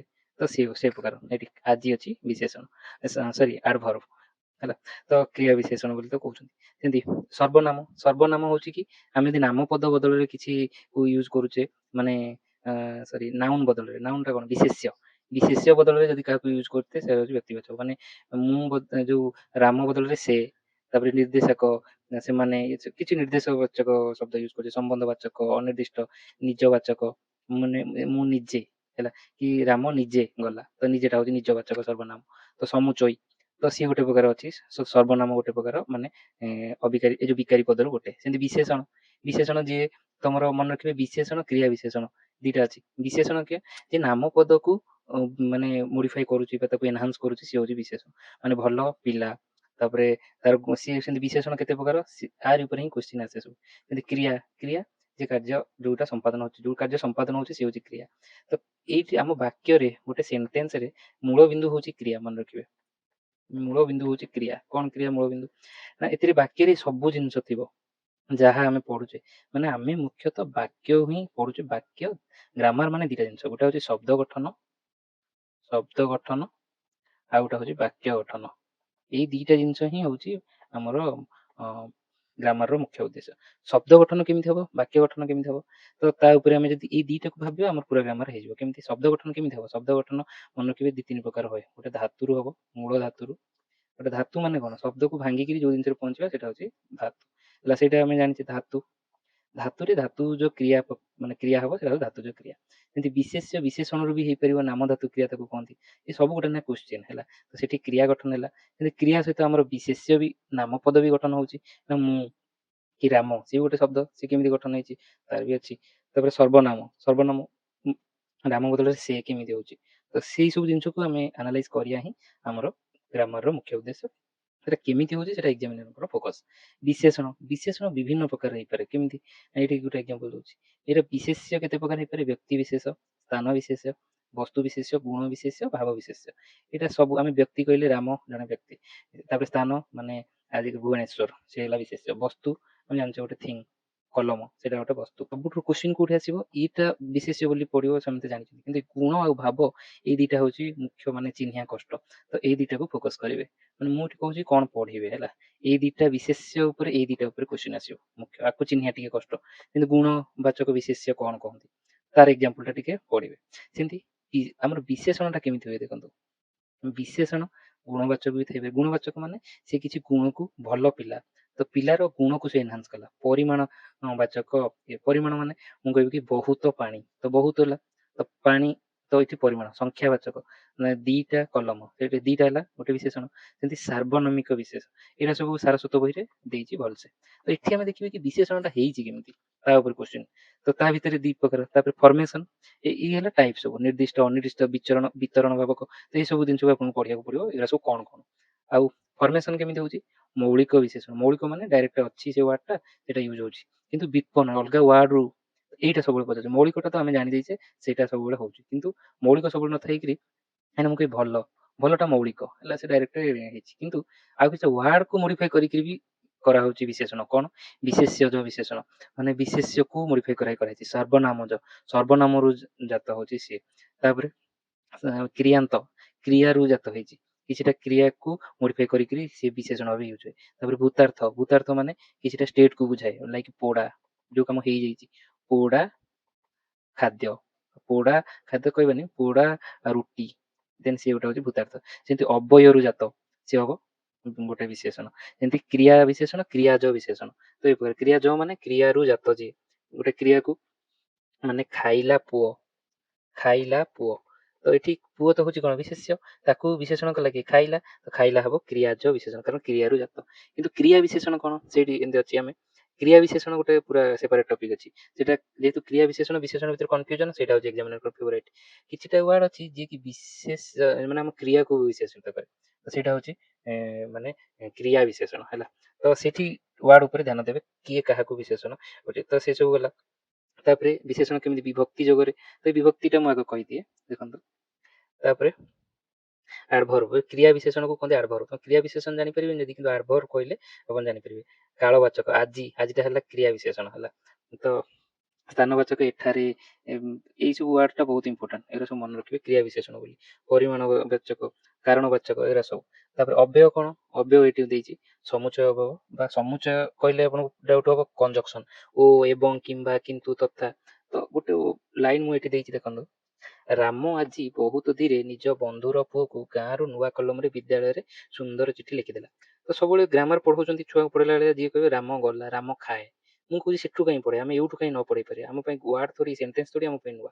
ଏଠି କିଏ କଣ ସବୁ ଅଛି, ତ ଏଠି ମୁଁ କହିବି, ମୁଁ ଏଇଠୁ ଷ୍ଟାର୍ଟ କଲି ପଢିବା। ଏଠି ଦିଟା ଜିନିଷ ଉପରେ ଆମେ ଫୋକସ କରିବା, କିଛିଟା ଜିନିଷ ଉପରେ। କଣ? ଲେଖିଦେଲା ହଉଛି, ମୁଁ କହିବି ମୁଖ୍ୟ, ଏଇଟା ହଉଛି କେନ୍ଦ୍ରବିନ୍ଦୁ। ଲେଖିଦେଲା ହଉଛି କ୍ରିୟା ହେଲା, ଲେଖିଦେଲା ହଉଛି କ୍ରିୟା, ତାକୁ ଚିହ୍ନ, ଲେଖିଦେଲା ପୁଣି କଣ କ୍ରିୟା କେତେ ପ୍ରକାର ସେଇଟା ପରେ ପଢିବା। ତାପରେ ଆମେ ଦେଖିବା ରାମ ସହିତ କିଏ ଲେଖିଦେଲା, ରାମ ଲେଖିଦେଲା। ରାମ କଣ ଲେଖିଦେଲା, ରାମ ସୁନ୍ଦର ଚିଠି ଲେଖିଦେଲା, ଆଚ୍ଛା, ସୁନ୍ଦର ଚିଠି ସହିତ ଗୋଟେ। ତାପରେ କୋଉଠି ଲେଖିଦେଲା, ବିଦ୍ୟାଳୟରେ ଲେଖିଦେଲା, ଆଚ୍ଛା, ବିଦ୍ୟାଳୟରେ ଲେଖିଦେଲା, ମୁଁ କହୁଛି ସୁନ୍ଦର ଚିଠି ଲେଖିଦେଲା। ତାମାନେ କ୍ରିୟା ସହିତ ଆଙ୍କର ଯୋଉ ସମ୍ପର୍କ ଅଛି ଦେଖନ୍ତୁ, କୋଉଥିରେ ଲେଖିଲା, ନୂଆ କଲମରେ, ଆଚ୍ଛା, ନୂଆ କଲମରେ ଲେଖିଲା, ଇଏ ଗୋଟେ ପ୍ରକାର। ତାପରେ କୋଉଠି ଲେଖିଲା, ଗାଁରୁ ଲେଖିଲା, ଗାଁରୁ ଲେଖିଦେଲା, ଆଉ ଠିକ ଅଛି। କାହାକୁ ଲେଖିଦେଲା, ନିଜ ବନ୍ଧୁର ପୁଅକୁ ଲେଖିଦେଲା, ଆଚ୍ଛା, ଠିକ ଅଛି, ନିଜ ବନ୍ଧୁର ପୁଅକୁ, ସେ ଗୋଟେ ପ୍ରକାର। ତ କିଏ ରାଜା, ତା ଭିତରେ ସବୁ କଣ ରହିଲା ଦେଖନ୍ତୁ, ଆଜି ବହୁତ ଧୀରେ, ଇଏ ଗୋଟେ ରହିଲା, ଏଇଟାକୁ ତ ମୁଁ କହି ହେଇଲାନି, କାରଣ ମୁଁ ଲେଖିଦେଲାକୁ ଫୋକସ କରୁଛି, ତା ସହିତ ଆଜି ବହୁତ ଧୀରେର କିଛି ସମ୍ପର୍କ ନାହିଁ। ତାପରେ ନିଜ ବନ୍ଧୁର ପୁଅକୁ, ତାର ରିଲେସନ ଅଛି, ବଟ ନିଜ ବନ୍ଧୁର ସହିତ ଲେଖିଦେଲାର କିଛି ସମ୍ପର୍କ ନାହିଁ, ତାହେଲେ ଇଏ ଗୋଟେ ପ୍ରକାର ହେଇପାରେ। ଗାଁରୁ, ଆର ତ ପୁରା ଡାଇରେକ୍ଟ କନେକ୍ସନ ଅଛି। ନୂଆ କଲମରେ, ଆର ତ ଅଛି, କିନ୍ତୁ ନୂଆ ର କିଛି ନାହିଁ। କଲମରେ ଲେଖିଦେଲା ମୁଁ କହିପାରିବି ହଁ ରିଲେସନ ଅଛି, ବଟ ନୂଆର ଲେଖିଦେଲା ସହିତ କଣ ସମ୍ପର୍କ, କିଛି ନାହିଁ। ତ ଇଏ ଗୋଟେ ପ୍ରକାର ଜିନିଷ। ତ ମତେ କ୍ୱେଶ୍ଚିନ୍ ଆସିବା ଦରକାର, ଏଇ ସବୁ ଜିନିଷ କଣ, ଏଇ ସବୁ ଜିନିଷ ଆମେ ଯଦି ଚିହ୍ନିଦବା, ଆମର ବ୍ୟାକରଣ ହେଇଗଲା। ଦେଖନ୍ତୁ ଏଇଠି ମୁଁ କେମିତି କହୁଛି, ରାମ ଡାଇରେକ୍ଟ ଏଠି କ୍ରିୟା ସହିତ ରାମ ଲେଖିଦେଲା, ତ ମୁଖ୍ୟ ଆମେ କଣ କଲା, ଲେଖିଦେଲା, କିଏ, ରାମ, ଆମର ହେଇଗଲା ମୁଖ୍ୟ ଜିନିଷ ହେଇଗଲା ଏଇଠି। ତ ରାମ ଯୋଉ ଲେଖିଦେଲା, ଇଏ ହେଇଗଲା ଆମର ଅବଜେକ୍ଟ, ବିଶେଷ୍ୟ ହେଲା। ତ ଇଏ ସରି, କର୍ତ୍ତା ହେଲା, କର୍ତ୍ତା ହେଇଗଲା, ଆଉ ଲେଖିଦେଲା ହେଇଗଲା କ୍ରିୟା ହେଇଗଲା। ତାପରେ ନିଜ ବନ୍ଧୁର ପୁଅକୁ, ତ ଆମେ କହୁଛୁ କାହାକୁ, ତ ସେ ପୁଅକୁ ଲେଖିଲା, ନିଜ ବନ୍ଧୁର କଣ, ଦେଖନ୍ତୁ ଏଇ ସବୁ ଜିନିଷ। ଆଉ ଏଇ ଯୋଉ ରାମ ଆଜି ନିଜ ବନ୍ଧୁର ପୁଅ, ଯାହାର କ୍ରିୟା ସହିତ ଡାଇରେକ୍ଟ ସମ୍ପର୍କ ଅଛି, ଆମେ ଦେଖିଲେ ତାକୁ ଆମେ କହୁଛେ କାରକ, କାରକ ହେଲା, କାରକ। ତ ଏଇଟା ବୁଝିଗଲେ। ତ କାରକ ସବୁ କଣ ହେଇପାରେ, ଦେଖନ୍ତୁ ଏଇଟା ହଉଛି କାରକ। କର୍ତ୍ତା ଗୋଟେ କାରକ, କିଏ କଲା, ହୁ କରୁଛି, କାରକର ଡାଇରେକ୍ଟ ରିଲେସନ କାହା ସହିତ, କ୍ରିୟା ସହିତ। ତ କାରକର ଯାହା ସହିତ କ୍ରିୟା ସହିତ ଡାଇରେକ୍ଟ ସମ୍ପର୍କ, ତାକୁ କହୁଛନ୍ତି କାରକ। କର୍ମ, କଣ କଲା, କର୍ମ। ତ କରଣ, କୋଉଥିରେ କଲା, ତାକୁ କୁହନ୍ତି ଇନଷ୍ଟ୍ରୁମେଣ୍ଟ, ବା ତାକୁ କୁହନ୍ତି କରଣ କାରକ। ତ ଇଏ ସବୁ କର୍ତ୍ତା କାରକ, କର୍ମ କାରକ, କରଣ କାରକ, ସମ୍ପ୍ରଦାନ କାରକ। ସମ୍ପ୍ରଦାନ କଣ, ଏ କନଫ୍ୟୁଜନ ସବୁବେଳେ, ଟୁ ହୁମ୍, ମାନେ କାହାକୁ ଲେଖିଲା, କାହାକୁ ଆମେ କ୍ୱେଶ୍ଚିନ୍ କଲେ କାହାକୁ ଲେଖିଲା, ଯେ ଗାଁରୁ ନୂଆ କଲମରେ ନିଜର ପୁଅକୁ, ନିଜ ବନ୍ଧୁର ପୁଅକୁ, ତ ସିଏ ହେଲା ତମର ସମ୍ପ୍ରଦାନ କାରକ। ଅପାଦାନ କାରକ ମାନେ କେଉଁଠାରୁ ଲେଖିଲା, ବିଦ୍ୟାଳୟରୁ ଲେଖିଲା, ତ ସେଇଟା ହେଇଗଲା ଅପାଦାନ କାରକ। କେଉଁଠି ଲେଖିଲା, କେଉଁଠି ଲେଖିଲା, ସେ ବିଦ୍ୟାଳୟରେ, ସରି, ସିଏ ହେଇଗଲା ଅପାଦାନ କାରକ। ତ ଏଇ ସବୁ ଜିନିଷ ହେଇଗଲା ଆମର କାରକ ମାନେ କାରକ ତ କାରକ କେତେଟା ହେଲେ 3 3 6ଟା ତ ଆମକୁ ମନେ ରଖିବାର ଅଛି 6ଟା କାରକ ଆଉ ଏକ୍ଜାମ୍ପଲ ସବୁ କ୍ୱେଶ୍ଚିନର ମନେ ରଖିବାର ଅଛି ଏଇଟା ଘୋଷି ଦେବାର ଅଛି ବୁଝିଲେ ତ ଏଇଟା କାରକ ହେଇଗଲା ଯାହାର କ୍ରିୟା ସହିତ ଡାଇରେକ୍ଟ ସମ୍ପର୍କ ତ ତାର ମୁଁ କହିବି ତାହେଲେ ଯାହାର ମାନେ ସମ୍ପର୍କ ନାହିଁ ତାକୁ କଣ କହିବା ତ ସିଏ ଏଇ ସବୁ ଜିନିଷ ଦେଖନ୍ତୁ ବନ୍ଧୁର ପୁଅକୁ ଗାଁରୁ ତାମାନେ ଇଏ ଗୋଟେ କାରକ ସହିତ ଆର ଗୋଟେ ମାନେ ସମ୍ପର୍କ ରହୁଛି ବନ୍ଧୁର ପୁଅକୁ ମାନେ ନିଜ ବନ୍ଧୁର ତାହେଲେ ଏଠି ବନ୍ଧୁରଟା ହେଲା କଣ ଏଇଟା ହେଲା ସମ୍ବନ୍ଧ ପଦ ଯୋଉ ବାକ୍ୟରେ କ୍ରିୟା ସହିତ ସମ୍ପର୍କ ନାହିଁ କି ଅଲଗା କାରକ ସହିତ ସମ୍ପର୍କ ଯାହାର ଅଛି ଯୋଉ ୱାର୍ଡ ସେଟା କହୁଛନ୍ତି ସମ୍ବନ୍ଧ ପଦ ହେଲା ଏଇଟା ମନେ ରଖିବେ ତ ଇଏ ଗୋଟେ ଗଲା ସମ୍ବନ୍ଧ ପଦ ଦେନ୍ ଏଠି ତାପରେ ଆସିଲା ବିଭକ୍ତି ବିଭକ୍ତି କଣ ବିଭକ୍ତି ହଉଛି ଏଇଠି ରାମ ଆଜି ବହୁତ ଧୀରେ ନିଜ ବନ୍ଧୁର ପୁଅକୁ ମୁଁ କହୁଛି ବନ୍ଧୁ ପାଖରେ ଆମେ ତ ଜାଣିଛୁ ଗୋଟେ ୱାର୍ଡ ବନ୍ଧୁ ତା ଦେହରେ ର କାହିଁକି ଲାଗିଛି ପୁଅ ତ ଜାଣିଛି ପୁଅକୁ ତାର ଅର୍ଥ ଏଠି ଶବ୍ଦ ଗଠନ ସବୁ କରାହଉଛି ଦେଖନ୍ତୁ ମୁଁ କଣ କହିଲି ଆମ ଗ୍ରାମାର ମାନେ ଦିଟା ଗୋଟେ ହଉଛି ଶବ୍ଦ ଗଠନ ଆଉ ଗୋଟେ ହଉଛି ବାକ୍ୟ ଗଠନ ଠିକ ଅଛି ଆମେ ଏଠି ବାକ୍ୟ ଗଠନ ତ ହେଇଯାଇଛି ବାକ୍ୟ ଗଠନ କରୁଛୁ ଶବ୍ଦ ଗଠନ ଉପରେ ମୁଁ ଫୋକସ କରୁଛି ଦିଟା ଯାକକୁ ଇକ୍ୱାଲେଣ୍ଟଲି କରୁଛି ଷ୍ଟଡି ବନ୍ଧୁକୁ ର ରେ ଆଡ କଲେ ସେଇଟା ବନ୍ଧୁ ର ହଉଛି ନୂଆ ୱାର୍ଡ ହଉନି ଏଠି କିନ୍ତୁ କିଛି ଗୋଟେ ଡିଫରେଣ୍ଟ ହଉଛି ବନ୍ଧୁ କୁ ବିଲଙ୍ଗ କରୁଛି ବୋଲି ଜାଣିଛୁ ସେମିତି ପୁଅକୁ ଆମେ ଜାଣିଛୁ ପୁଅକୁ କିଛି ଦବା କି କଣ ତ କୁ ଲାଗିଛି ତ ଏଇ ସବୁ ଯୋଉ ଜିନିଷ ଲାଗେ ଯୋଉଟାରେ ୱାର୍ଡ ର ମିନିଂ ଚେଞ୍ଜ ହୁଏ ବଟ୍ ୱାର୍ଡ ଚେଞ୍ଜ ହୁଏ ନା ସେଗୁଡାକୁ କୁହନ୍ତି ବିଭକ୍ତି ଓକେ ତ କଣ ବିଭକ୍ତି ତା ରୂପ ଅନୁସାରେ 7ଟା ବିଭକ୍ତି ବିଭକ୍ତି ଜାଣିଲେ ନା ନାଇଁ ବିଭକ୍ତି କଣ ବା ଆମର ଶବ୍ଦ ସହିତ ଲାଗିକି ନାମପଦ ଆଉ କ୍ରିୟାପଦ ସହିତ ଲାଗିକିରି ଯୋଉ ତାର ଚେଞ୍ଜ କରେ କିଛି ନାମ ଆଉ ସର୍ବନାମର ପଦକୁ ସରି ସେଗୁଡାକୁ କୁହନ୍ତି ସବୁ ଆମର କଣ ବିଭକ୍ତି ଦେଖନ୍ତୁ ବିଭକ୍ତି ଏଠି ହେଲା 7 ପ୍ରକାର ବିଭକ୍ତି ଅଛି କଣ ପ୍ରଥମା ଉହ ରୁହେ କିଛି ରୁହେନି ରାମ ପାଖରେ କିଛି ଲାଗିନି ସେ ହଉଛି ପ୍ରଥମା ବିଭକ୍ତି ତା ମାନେ ହେଲା ଦ୍ୱିତୀୟ ବିଭକ୍ତିରେ କୁ ଲାଗେ ଆଉ ତୃତୀୟ ବିଭକ୍ତି ରେ ଦ୍ଵାରା ଇଏ ସବୁ ଗୋଟେ ନେଖା କ୍ୱେଶ୍ଚିନ୍ ରେ ଦ୍ଵାରା ଲାଗିଲେ କଣ ରେ ଦ୍ଵାରା କୋଉଠି ଲାଗିଛି ଦେଖନ୍ତୁ ଏଠି ଲାଗିଛି କଲମ ରେ କଲମ ତ ଆମେ ଜାଣିଛୁ ୱାର୍ଡ ରେ କାହିଁ ଲାଗିଲା ତାର ଅର୍ଥ କିଛି ମିନିଂ ଚେଞ୍ଜ ହେଲା ତ ଏଇଟା ରେ ଲାଗିଛି ମାନେ ଏଇଟା କଣ ହବ ଏଇଟା ହବ ତୃତୀୟ ବିଭକ୍ତି କୋଉ କାରକରେ କୋଉଥିରେ ଲେଖିଲା ସମ୍ପ୍ରଦାନ ଦେଖନ୍ତୁ ଏ ସରି ବାଇ ହ୍ୱାଟ ମାନେ କରଣ ତ ଏଠି ଆମକୁ ଯଦି କ୍ୱେଶ୍ଚିନ୍ ପଚାରିବ ତ ଏଇଟା କଣ ଆପଣ କହିବେ କରଣ କାରକ ତୃତୀୟ ବିଭକ୍ତି ବା ତୃତୀୟ ବିଭକ୍ତିରେ କରଣ କାରକ ଏମିତି ୱାର୍ଡ ସବୁ ଆପଣଙ୍କୁ ତାପରେ କୁ ପାଇଁ ନିମନ୍ତେ ଏଇଠି ଗୋଟେ ଦେଲା ଏଠି କୁ ଆ ଭିତରେ କଣ ଡିଫରେନ୍ସ ତ ମୁଁ ଏଇଠି ଗୋଟେ ଏକ୍ଜାମ୍ପଲ ଦେଇଛି ଦେଖନ୍ତୁ ମୁଁ ରାମକୁ ଡାକିଲି ମୁଁ ରାମକୁ ବହି ଦେଲି ତ ଏଠି ମନେ ରଖିବେ କର୍ମ ଏଠି ଗୋଟେ ଜିନିଷ ଆସୁଛି ଡାକିଲି ସହିତ ରାମ ଡାଇରେକ୍ଟ ଜଡିତ କିନ୍ତୁ ଦେଲି ସହିତ ବହି ଜଡିତ କଣ ଦେଲି ବହି ରାମକୁ ଦେଲି କହିଲେ ସେଟା ଇନଡାଇରେକ୍ଟ ରାମକୁ ବହି ଦେଲି ତ ଏଠି ଯେତେବେଳେ କୁ ଲାଗିବ ତ ଏଠି ଭାବିବେ ଏଇ କୋଉଟା ପ୍ରଥମେ ମୁଁ ରାମକୁ ଦେଲି ହେଲା ମୁଁ ରାମକୁ ଡାକିଲି ତ ଏଠି ଡାଇରେକ୍ଟ ତ ଏଇଟା ହଉଛି ଚତୁର୍ଥୀ ବିଭକ୍ତି ଓକେ ଯେତେବେଳେ ସେଟା ଇନଡାଇରେକ୍ଟ ହୁଏ ମୁଁ ରାମକୁ ବହି ଦେଲି ତ ଏଠି ଏଇ ଯୋଉ କୁଟା ଇନଡାଇରେକ୍ଟ ତ ଏଇଟା ହେଇଯିବ ଦ୍ୱିତୀୟ ବିଭକ୍ତି ହେଲା ଏଇ ପ୍ରକାର ଡିଫରେନ୍ସ ଯେହେତୁ ଏଠି ଗୋଟେ ଡିଫରେନ୍ସ ଅଛି ତ ଏଇଟା ସବୁବେଳେ UPSC ପକେଇବ ଏଇଟା ଗୋଟେ ଧାରଣା ଦେବେ ତାପରେ ରୁ ଠାରୁ ମାନେ ପଞ୍ଚମୀ ରଙ୍କର ଷଷ୍ଠୀ ରେ ମଧ୍ୟରେ ଉପରେ ସପ୍ତମୀ ଏଇ ପ୍ରକାର ଜିନିଷକୁ ପୁରା ମନେ ରଖିବାକୁ ପଡିବ ଯେତେବେଳେ ପଢିବେ ଦେଖିବେ ଏଇ ଉପରେ 4ଟା 5ଟା କ୍ୱେଶ୍ଚିନ୍ ପଡିଛି ଏଇଟା ସିମ୍ପଲ ଜିନିଷ ତାପରେ ସମ୍ପର୍କ ଅନୁସାରେ ବି ଆମର ବିଭକ୍ତି କରାଯାଇଛି କଣ ନା କାରକ ବିଭକ୍ତି ସମ୍ବନ୍ଧ ବିଭକ୍ତି କାରକ ମୁଁ ଦେଖେଇଦେଲି କାରକ ଏବେ ଯୋଉ ଜିନିଷଟା କହିଲି ସମ୍ପର୍କ ବିଭିନ୍ନ ପ୍ରକାର ହେଇପାରେ ଏଠି ଯଦି କ୍ରିୟା ସହିତ ଡାଇରେକ୍ଟ ସମ୍ପର୍କ ସେଟା ହଉଛି କାରକ ବିଭକ୍ତି ନାମପଦ କ୍ରିୟା ଭିତରେ ସମ୍ପର୍କ ଡାଇରେକ୍ଟ ନାମପଦ କିଏ କିଏ ହେଲେ ନାମପଦ ମୁଁ ଏଠି କହିଲି ବ୍ୟକ୍ତି ହେଇପାରେ ବସ୍ତୁ ହେଇପାରେ ସ୍ଥାନ ହେଇପାରେ ଗୁଣ ହେଇପାରେ ଗୋଟେ ଭାବ ବି ହେଇପାରେ ଲଭ ପ୍ରେମ ଗୋଟେ ଭାବ ବି ଅଛି ହେଲା ତ ସିଏ ଗୋଟେ ନାମପଦ ମନେ ରଖିବେ ତ ସେଟା ସବୁବେଳେ କଣ କରୁଛ ପ୍ରେମଟାକୁ ସମସ୍ତେ ଧରନ୍ତିନି ତ କୁ ରେ ରୁ ଦ୍ଵାରା ଏଗୁଡାକୁ ସବୁ ଯୋଉ ଲାଗିଥିବ ଏଗୁଡା ନାମପଦରେ ଡାଇରେକ୍ଟଲି ଲାଗିପାରିବ ତ ସେଗୁଡା କାରକ ବିଭକ୍ତି ବୋଲି କହିବା ହେଲା କିନ୍ତୁ ସମ୍ବନ୍ଧ ପଦରେ ବି ଲାଗିପାରେ ଏଠି ଆମେ ଦେଖିଲେ କଲମ ରେ ଲାଗିଛି କଲମ ଗୋଟେ କଣ କାରକ ପଦ କିନ୍ତୁ ବନ୍ଧୁର ପୁଅ ବନ୍ଧୁରଟା ଗୋଟେ କାରକ ନୁହଁ ବୋଲି ଦେଖିଲେ କାରଣ ଆର ଏୟା ସହିତ କି ସମ୍ପର୍କ ନାହିଁ ତାମାନେ ର ରେ ଇ ସବୁଠି ଲାଗିପାରେ ସମ୍ବନ୍ଧ ପଦରେ ବି ଲାଗିପାରେ ଆଉ ଏଟା କୋଉଠି ଆମର କାରକ ପଦରେ ବି ଲାଗିପାରେ ତ କାରକ ପଦରେ ଯୋଉଟା କାରକ ବିଭକ୍ତି ସମ୍ବନ୍ଧ ପଦରେ ଯୋଉଟା ସମ୍ବନ୍ଧ ବିଭକ୍ତି ତ ନାମପଦ ଭିତରେ ରିଲେସନ ଥିବ ସେଇଟା ହଉଛି ସମ୍ବନ୍ଧ ତ ଏଇଟା ହଉଛି ନାମପଦ ବନ୍ଧୁ ଗୋଟେ ନାମପଦ ପୁଅ ବି ଗୋଟେ ନାମପଦ ହେଲା କାରଣ ସେମାନେ ଡେଫିନେଟ ତାଙ୍କର ଆକାର ଅଛି ତାଙ୍କର ନାମ ଅଛି ହେଲା କିନ୍ତୁ କ୍ରିୟା ସହିତ ସମ୍ପର୍କ ସମସ୍ତଙ୍କର ନାହିଁ ବନ୍ଧୁର ନାହିଁ ତ ତାଙ୍କ ଭିତରେ ହେଲେ ସେଇଟା କୁହନ୍ତି ସମ୍ବନ୍ଧ ପଦ ଏଇଟା ପଢି ସାରିଛି ଏଇଟା ସବୁ ସିମ୍ପଲ ଜିନିଷ ଏଇଟାକୁ ଆପଣଙ୍କୁ ବୁଝିବାକୁ ପଡିବ ତାପରେ ସେମିତି ଏଇଠି ମୁଁ ଏଇ ଯୋଉ ଏକ୍ଜାମ୍ପଲରେ ସବୁ ଜିନିଷ ଦେଖେଇ ଦେଇଛି ଟିକେ ଭଲସେ ଦେଖନ୍ତୁ ବସିକି ଏଥିରେ ଅବ୍ୟୟ ପଦ କଣ ଧୀରେ ଗଲା ଏଇଠି ଆଜି ବହୁତ ଧୀରେ ଆ ଭିତରେ କଣ? ତ ଏଠି ଦେଖନ୍ତୁ ଆଉ ଗୋଟେ ୱାର୍ଡ ଅଛି, ଗୋଟେ ପଦ ଅଛି ସୁନ୍ଦର ଚିଠି।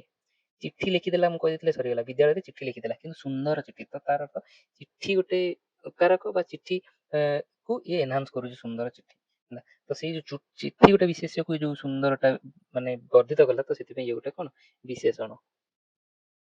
ବିଶେଷଣ ହଉଛି ଯିଏ କି ବିଶେଷ୍ୟ ବା ସର୍ବନାମକୁ ବିଶେଷିତ କରେ ହେଲା, ତ ହଉଛି ବିଶେଷଣ। ସେମିତି କିନ୍ତୁ ଏଠି ଗୋଟେ ମୁଁ କହୁଛି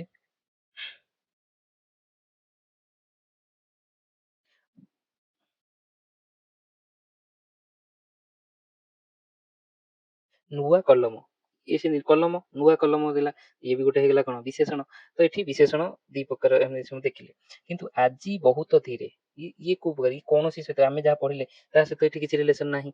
ତ କିନ୍ତୁ ଆଜି ବହୁତ ଧୀରେ କଣ ଦେଖନ୍ତୁ, ଧୀରେ ମୁଁ କହିଲି ରାମ ଧୀରେ ନିଜ ବନ୍ଧୁର ହେଇଯାଇଥାନ୍ତା, କିନ୍ତୁ ବହୁତ ଧୀରେ, ଧୀରେ ତ ରହିଲା, ବହୁତ ଧୀରେ କୁ ଆହୁରି ସ୍ଲୋ ବନେଇଦେଲା। ତ ଏଇଟା କଣ, ଏଇଟା ହଉଛି କ୍ରିୟା ବିଶେଷଣ, ମାନେ କ୍ରିୟାକୁ ବିଶେଷଣ କରୁଛି ହେଲା। ଆଜି ବହୁତ ଧୀରେ, ତ ଇଏ ଗୋଟେ ପ୍ରକାର କିଛିଟା ଅଲଗା ଜିନିଷ ମାଇଣ୍ଡ ଆସିଲା, ଇଏ କଣ, ତ ଇଏ ହେଇଯିବ କଣ ନା ଆଜି, ଆଜି କିଛି ଫର୍ମ ଚେଞ୍ଜ ହବନି, ଆଜି ଆଜ ଆଜିଠାରେ କିଛି ହବନି, ତ ଇଏ ସବୁ ଅବ୍ୟୟ ପଦ ବି କୁହନ୍ତି।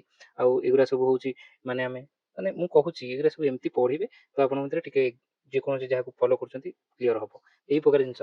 କିନ୍ତୁ ଆମେ ପ୍ରଥମେ ପଢିଲେ ବାକ୍ୟ ଗଠନର କଣ, ପ୍ରଥମେ ଭାଷା, ତାପରେ ବାକ୍ୟ, ତାପରେ ପଦ, ତାପରେ ମୁଁ ଏଠି ଗୋଟେ କହିଲି କି ପଦ ପରେ ଆସିବ ପଦର ଶ୍ରେଣୀ ବିଭାଗ ମୁଁ କହିଦେଲି। ତାପରେ ଉଦ୍ଦେଶ୍ୟ ଆଉ ବିଧେୟ, ଉଦ୍ଦେଶ୍ୟ କଣ, ଯାହା ଉଦ୍ଦେଶ୍ୟରେ କୁହାହଉଛି, ଏଠି ରାମ ଉଦ୍ଦେଶ୍ୟରେ ସବୁ କୁହାହଉଛି, ତ ରାମ ହେଇଯିବ କଣ ଉଦ୍ଦେଶ୍ୟ, ଆଉ ଯାହା ବାକି ରହିଲା ସିଏ ହଉଛି ବିଧେୟ ହେଲା, ଏମିତି ମନେ ରଖିବେ। ତ ଇଏ ପ୍ରକାର ଗୋଟେ ଗଲା। ତାପରେ ଆଉ ଏଠି କ୍ରିୟା କେତେ ପ୍ରକାର ସବୁ ଦେଇଛି, କ୍ରିୟା ହଉଛି ମୁଖ୍ୟ। ତ ପ୍ରଥମେ ଆପଣ ପଢିବେ ବାକ୍ୟ ଗଠନ ବା ଶବ୍ଦ ଗଠନ କଣ, ତା ଆଗରୁ ବାକ୍ୟରେ ଗୋଟେ ହଉଛି କ୍ରିୟା, କ୍ରିୟାଟା ହେଇଥିବ ସମାପିକା କ୍ରିୟା, ଆଉ ତା ସହିତ ଗୋଟେ ଥିବ ଅବଜେକ୍ଟ ଥିବ ବା ତମର ବିଶେଷ୍ୟ ଥିବ। ତ କ୍ରିୟା ଦେଖନ୍ତୁ, କ୍ରିୟା ଏତେ ସବୁ ତାର ମିନିଂ ହେଇପାରେ, କ୍ରିୟା ପରିଭାଷା କରୁଥିବ, ପ୍ରକାର ତାର ଅଲଗା ଥିବ, ଗଠନ କେମିତି ହଉଛି ତାକୁ ପଢିବା, କ୍ରିୟାର କାଳ, କ୍ରିୟାର ପୁରୁଷ, କ୍ରିୟା ରୂପାନ୍ତର ହେଇପାରେ ବୋଲି, ଖାଇଲା, ଖାଇ ଆସୁଥିଲା, ଖାଇଦେଲା, ଏସବୁ ହବ ବୋଲି ଆମେ ଜାଣିଲେ। ତାପରେ କ୍ରିୟା କଣ, କର୍ମ ଅନୁସାରେ କ୍ରିୟା ଦି ପ୍ରକାର, ସକର୍ମକ ଅକର୍ମକ, କର୍ମ ଥାଇପାରେ, କର୍ମ ନଥାଇପାରେ। ଏଇ ସବୁ ଜିନିଷକୁ ଗୋଟେ ସବୁବେଳେ ମନେ ରଖିବେ। ଆପଣ ରୁଲ ଯେତେବେଳେ ରୁଲ ବି ପଢିବେ, ତା ସହିତ ଆପଣ ତାର ଏକ୍ଜାମ୍ପଲ ବି ପଢିବେ, ମାଇଣ୍ଡକୁ ଫଟାସ କିନା ଆସିବା କଥା। ସକର୍ମକ ଅକର୍ମକ କଣ, ସେ ଖାଇଲା, ତାରେ କର୍ମ କିଛି ନାହିଁ। କର୍ମ କଣ, କର୍ମ ବି ଆମେ ପଢିବା, ଆମେ କର୍ତ୍ତା, କ୍ରିୟା, କର୍ମ, ବିଶେଷଣ, ସର୍ବନାମ, ଏ ସବୁ ପଢିଲା ବାଲା ଅଛି, ତାକୁ ସବୁ ପଢିବେ। ତ ସକର୍ମକ କିଏ, କର୍ମ ଥିବ, ମାନେ କଣ, ସେ କଣ ପୋଷିନି, ସେ ଭାତ ଖାଇଲା, ତ ଏଠି ଭାତ ଅଛି, ସେ ହଉଛି କର୍ମ। ତ ଏଠି ଖାଇଲା ପାଖରେ କର୍ମ ନାହିଁ, କିନ୍ତୁ ଏଠି କର୍ମ ଅଛି, ତ ସେ ସକର୍ମକ କ୍ରିୟା। ତ ଏଠି ଖାଇଲାଟା ହେଲା ସକର୍ମକ କ୍ରିୟା, ଏଠି ଖାଇଲାଟା ହେଲା ଅକର୍ମକ କ୍ରିୟା। ତ ସେମିତି ଆଉ ପୂର୍ଣ୍ଣତା ଅନୁସାରେ ସମାପିକା କ୍ରିୟା, ଅସମାପିକା କ୍ରିୟା, ଏଇଠି ଗୋଟେ କ୍ୱେଶ୍ଚିନ୍ ଆସେ, କିନ୍ତୁ ଆମର ଯୋଉଟା ଆମର ଦେଇଛି ସାରସ୍ୱତ, ସେ ସିଦ୍ଧ କ୍ରିୟା, ସାଧ୍ୟ କ୍ରିୟା ଦେଇଛି, ତ ଏଠି କନଫ୍ୟୁଜନ କରାଏ। ସମାପିକା କ୍ରିୟା, ସମାପିକା ମାନେ ସେ ଘରକୁ ଯାଇ ଖାଇଲା, ଯାଇର ମାନେ ଆପଣ କିଛି ଜାଣିପାରିଲେନି, ସମାପ୍ତ ହେଇଛି, ସେ ଘରକୁ ଯାଇ, କିଛି ଜାଣିପାରୁଛନ୍ତି ଯାଇ ସାରିଛି କି ନାହିଁ, କିନ୍ତୁ ଖାଇଲା ମାନେ ଜାଣିଲେ କି ସେ ଘରକୁ ଯାଇ ସାରିଛି ଆଉ ଖାଇଛି, ତାମାନେ ଖାଇଛିଟା ସମାପ୍ତ କଲା, ସିଏ ହଉଛି ସମାପିକା କ୍ରିୟା। ତ ଅସମାପିକା କ୍ରିୟା, ଯାଇଟା ହେଲା ଅସମାପିକା କ୍ରିୟା। କିନ୍ତୁ ସିଦ୍ଧ କ୍ରିୟା କଣ, ଏହାର ଏଇଟା ହଉଛି ଓଲ୍ଡ ୱାନ୍, ଏଇଟା ହଉଛି ନ୍ୟୁ ୱାନ୍, ଏବେ ତାକୁ ସିଦ୍ଧ କ୍ରିୟା, ସାଧ୍ୟ କ୍ରିୟା କୁହନ୍ତି। ଯୋଉ କ୍ରିୟା ଦ୍ୱାରା କାଳ, ପୁରୁଷ, ବଚନ, କ୍ରିୟାର ଜଣା ପଡେ ସେଟା ହଉଛି ସିଦ୍ଧ କ୍ରିୟା, ଆଉ ଯଦି ନ ଜଣା ପଡେ ସେଟା ସାଧ୍ୟ କ୍ରିୟା। ସେ ଯାଇରୁ ଆମର କାଳ ଜଣା ପଡୁନି, ତ ସେଇଟା ହବ ସାଧ୍ୟ କ୍ରିୟା ହେଲା। ସିଦ୍ଧ କ୍ରିୟା ଯୋଉଥିରୁ କାଳ, ପୁରୁଷ, ବଚନ ଜଣା ପଡୁଥିବ, ଏଇଟା ଗୋଟେ କ୍ୱେଶ୍ଚିନ୍ ପଡିଯାଇଛି ଅଲରେଡି। ତ ଏମିତି ଗଠନ ଅନୁସାରେ ଅମିଶ୍ର କ୍ରିୟା, ମିଶ୍ର କ୍ରିୟା, ଯୌଗିକ କ୍ରିୟା। ଅମିଶ୍ର କ୍ରିୟାକୁ ସରଳ କ୍ରିୟା ବି କହନ୍ତି, କିଛି ନାହିଁ, ସେ ଗଲା, ସେ ଖାଇଲା, ସେ ପିଇଲା, ପୁରା ସିଧା, କିଛି ମିକ୍ସ ମ୍ୟାଚ୍ ନାହିଁ। କିନ୍ତୁ ଆଉ ଏଥିରେ ୱାର୍ଡ ଫର୍ମେସନ ବି ଆସୁଛି, କେମିତି ଖାଲି ଖାଇଲେ ହବନି, ସେ ଖାଇ ଆସୁଅଛି, ଆମେ ଆଉ ଗୋଟେ ୱାର୍ଡ ପାଇଲେ, ତାର ଅର୍ଥ କଣ, ସେଠି ମିଶ୍ରିତ ହେଲା।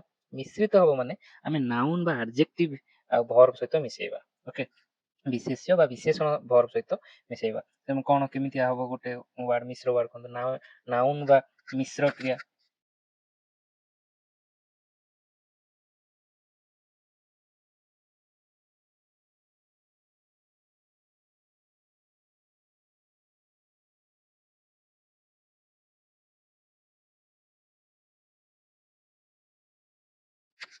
ନାଉନ୍, ଆଡଜେକ୍ଟିଭ, ଅବ୍ୟୟ ସବୁ ସହିତ ମିଶିକିରି ସେ ମିଶ୍ର କ୍ରିୟା କଣ ହେଲା ନା, ସେ ଦେଖିଲାଟା ହଉଛି ସରଳ କ୍ରିୟା ବା ମିଶ୍ର କ୍ରିୟା। ମୁଁ କହୁଛି ଦର୍ଶନ କଲା, ଇଏ ବି ଗୋଟେ ଫର୍ମ, ତ ଦର୍ଶନ କଲା, ଏଠି ଦର୍ଶନ ଦେଖନ୍ତୁ, ଦର୍ଶନ ହଉଛି ଗୋଟେ କଣ ନାଉନ୍, କଲା ହଉଛି verb, ତା ସହିତ ମିଶିଲା। ସେମିତି ସାହାଯ୍ୟ କଲା, ସେମିତି ସିଏ ଗୋଟେ, ତାପରେ ବିଶ୍ରାମ କଲା, ସିଏ ବି ସେମିତି। କିନ୍ତୁ ଯୌଗିକ କ୍ରିୟା କଣ?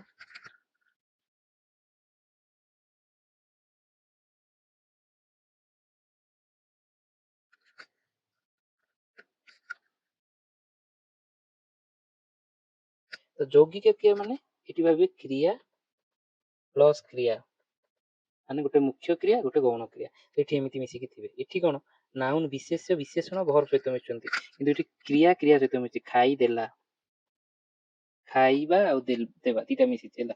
ପଢି ନେଲା, ଇଏ ଦେଖ ଯୌଗିକ କ୍ରିୟା ତାକୁ କହନ୍ତି। ଗଠନ ଅନୁସାରେ ଇଏ ତିନି ପ୍ରକାର। ସେମିତି ଏଠି ଯଦି କ୍ରିୟାର ସମ୍ପର୍କ ବିଷୟ, କ୍ରିୟାର ପ୍ରକାର ଭେଦ, ମୂଳ କ୍ରିୟା, ପ୍ରୟୋଜକ କ୍ରିୟା, ୟୁଜ ଅନୁସାରେ କହୁଛି। ପ୍ରୟୋଜକ କ୍ରିୟା ମାନେ କଣ, ଯିଏ ନିଜେ କରେ, ମୁଁ ଖାଏ, ମାନେ ମୁଁ ସେଇ କାମଟେ କଲି, ମୁଁ ସେଇ କାମଟା କରାଇ ଦେଲି, ତ ସିଏ ହଉଛି ପ୍ରୟୋଜକ କ୍ରିୟା। କରାଇ ଦେଲି ହଉଛି କ୍ରିୟା, ତ ମୁଁ କରେ ହଉଛି ମୂଳ କ୍ରିୟା, କରାଇ ଦେଲି ହଉଛି ପ୍ରୟୋଜକ କ୍ରିୟା। ସେମିତି କର୍ତ୍ତା ସହ ସମ୍ପର୍କ କ୍ରିୟାର କଣ, ସେକୁ ଆମେ ପଢିପାରିବା ପ୍ରୟୋଜକ କର୍ତ୍ତା। ସେମିତି ମୁଁ କରାଏ, ମୁଁ କରାଇ ଦେଲି, ବା ମୁଁ କାମ କରାଏ, ସେ ପ୍ରୟୋଜକ କର୍ତ୍ତା ତାକୁ କହିବା। ମୁଁ କାମ କରେ, ତ ମୁଁ ହେଲି ପ୍ରୟୋଜକ କର୍ତ୍ତା। ପ୍ରୟୋଜକ ଏଇଟା କନଫ୍ୟୁଜନ, ତ ଏଇଟା ୟୁପିଏସସି ର ଫେଭରାଇଟ, ଏଇଟା ମନେ ରଖିବେ। କର୍ମ ସହ ସମ୍ପର୍କ, କର୍ମ କଣ, ତମେ କଣ କ୍ୱେଶ୍ଚିନ୍ କରିବ ବାକ୍ୟରେ, ଯାହା ଆନ୍ସର ପାଇବ ସେ ହଉଛି କର୍ମ ହେଲା, ମୁଖ୍ୟ ଏଇଟା ମନେ ରଖିବେ। ତ କର୍ମ ହଉଛି ଗୋଟେ ହଉଛି କର୍ମ ସହ ସମ୍ପର୍କ, ଯଦି ଥିବ ସକର୍ମକ, ଯଦି ନଥିବ ଅକର୍ମକ, ସେଠି କର୍ମ ଦରକାର ନାହିଁ, ତା ମାନେ ଦରକାର ହିଁ ନାହିଁ। ଯଦି କର୍ମ ଆବଶ୍ୟକ ସିଏ ଦି ପ୍ରକାର, ଗୋଟେ ହଉଛି ଏକ କର୍ମକ, ଗୋଟେ ଥିବ ମୁଁ ବହି ପଢିଲି, କଣ ପଢିଲି ବହି, ତ ଗୋଟେ। ଦ୍ୱିକର୍ମକ ଦିଟା ବି ହେଇପାରେ, କଣ ଦି କର୍ମରେ ଗୋଟେ ମନେ ରଖିବ ମୁଖ୍ୟ କର୍ମ ଥିବ ଆଉ ଗୋଟେ ଗୌଣ କର୍ମ ଥିବ ହେଲା। କଣ ନା ଯଦି କଣ କ୍ୱେଶ୍ଚିନ୍ କରିବ, ଯଦି ଯୋଉଟା ଆସିବ ସେଟା ମୁଖ୍ୟ କର୍ମ, କାହାକୁ କ୍ୱେଶ୍ଚିନ୍ କଲେ ଗୌଣ କର୍ମ। କଣ ମୁଁ ରାମକୁ ଚିଠି ଲେଖିଲି, କଣ ଲେଖିଲି ଚିଠି, ତ ଏଇଟା ହେଲା ମୁଖ୍ୟ, କାହାକୁ ରାମକୁ, ତ ଏଇଟା ହେଲା ଗୌଣ। ତ ଇଏ କ୍ୱେଶ୍ଚିନ୍ ପଢି ସାରିଛି, ତାର ଅର୍ଥ ତମେ ମନେ ରଖିବ କଣ କ୍ୱେଶ୍ଚିନ୍ କଲେ, ଏଇଟା ମନେ ରଖିବାର ପୁରା ଅଛି, କନସେପ୍ଟ ବୁଝିଲ, ମନେ ବି ରଖିଲ। ତ ଯେତେବେଳେ ତମକୁ ଗୋଟେ କ୍ୱେଶ୍ଚିନ୍ ପଚାରିବ ବାକ୍ୟରେ କଣ କ୍ୱେଶ୍ଚିନ୍ କଲେ କଣ, ତ ଡାଇରେକ୍ଟ ଭାବିବ ଏଇ ଜିନିଷଟା।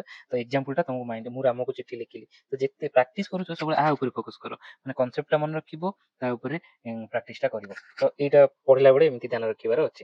ବିଶେଷ୍ୟ ବିଶେଷଣ ସବୁ ଆମେ ଦେଖିଥିଲେ, କେତେ କଣ ହଉଛି, ଅବ୍ୟୟ ପଦ ଯୋଉଟା ଚେଞ୍ଜ ହଉନି, ଅବ୍ୟୟ ପଦ ଯୋଉଟା ଚେଞ୍ଜ ହବନି ହେଲା।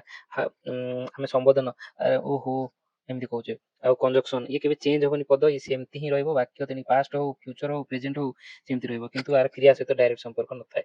ତ ଇଏ ଗୋଟେ ଦେଖିଲେ ପ୍ରଶ୍ନ, ତାପରେ ବିସ୍ମୟ ସୂଚକ ହା ଏହା ବା, ତ ଇଏ ପଡିଥିବ ନ, ଇଏ କୋଉ ପ୍ରକାର ଅବ୍ୟୟ, ନିଷେଧ ପ୍ରକାର ଅବ୍ୟୟ। ପ୍ରଶ୍ନ କି ଲଗେଇ ପ୍ରଶ୍ନ କରୁଛେ, ସେଟା ହଉଛି ପ୍ରଶ୍ନ, ମାନେ ପ୍ରଶ୍ନ ସୂଚକ ଅବ୍ୟୟ। ତ ଅବ୍ୟୟ ଗୋଟେ ୱାର୍ଡ ବୋଲି ନୂଆ ଜାଣିଲେ ହେଲା, ଅବ୍ୟୟକୁ ମନେ ରଖିବେ।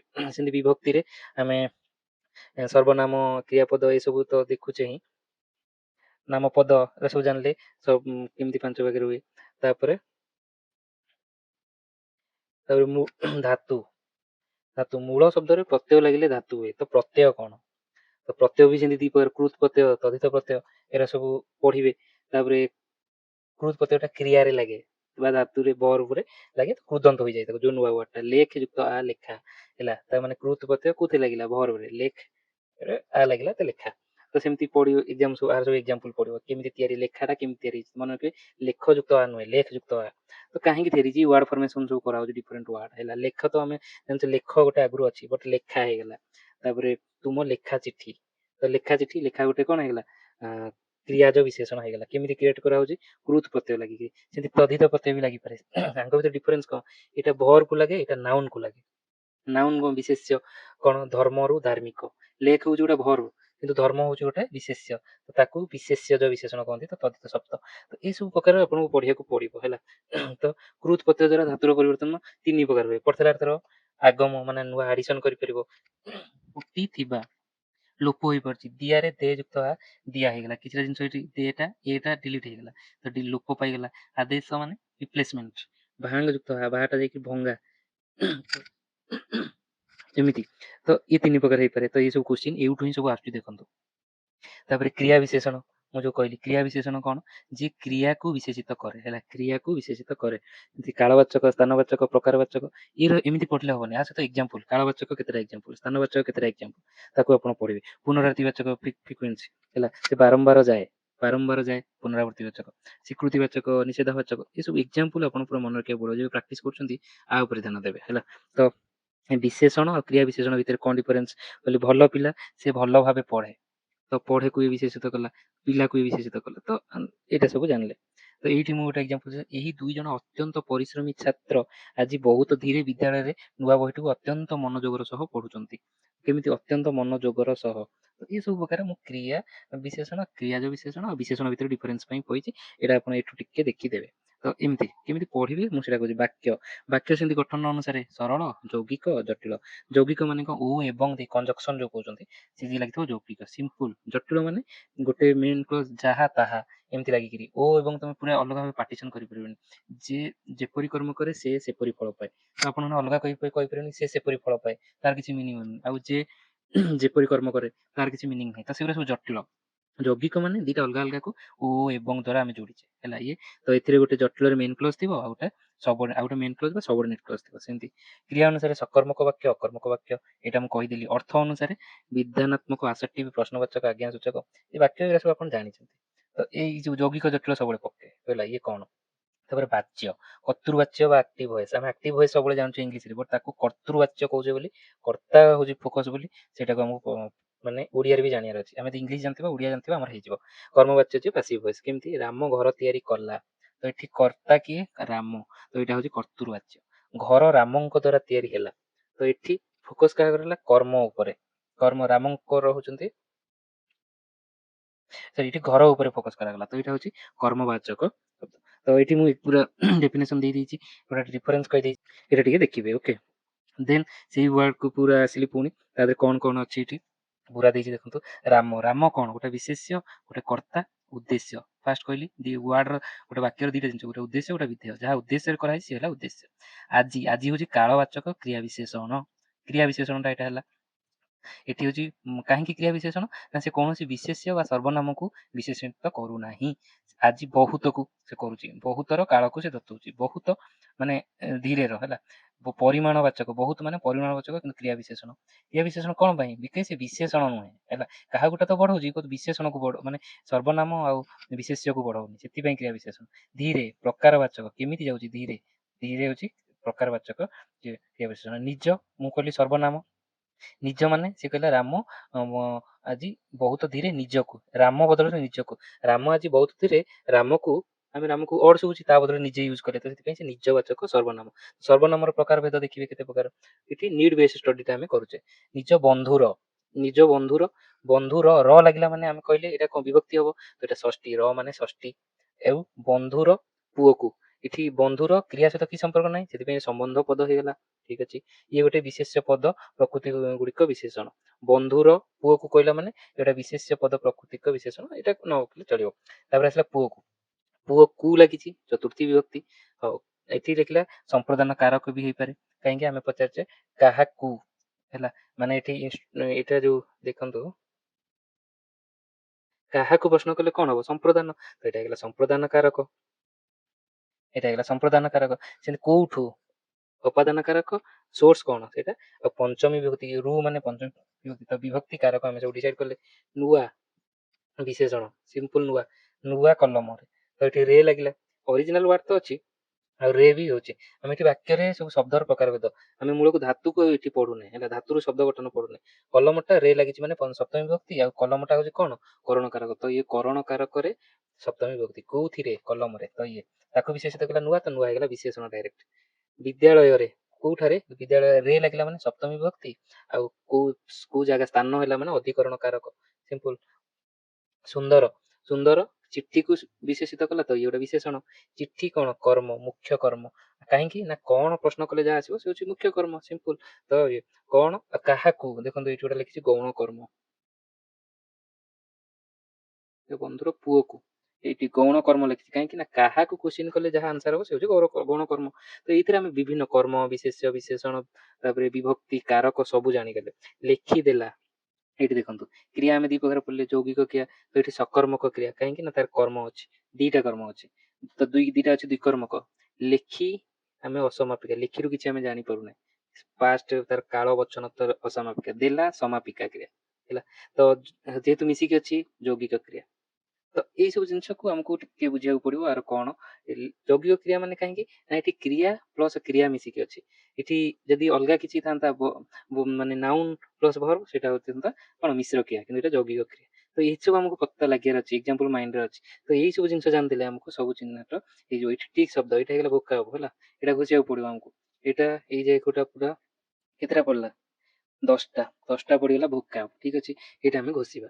ତାପରେ ଠିକ ପ୍ରତି ଶବ୍ଦ 111ରୁ 120, 10ଟା ପ୍ରତି ଶବ୍ଦ ଘୋଷିବା, ଏଇଟା ଭୋକାବରେ ଯିବ।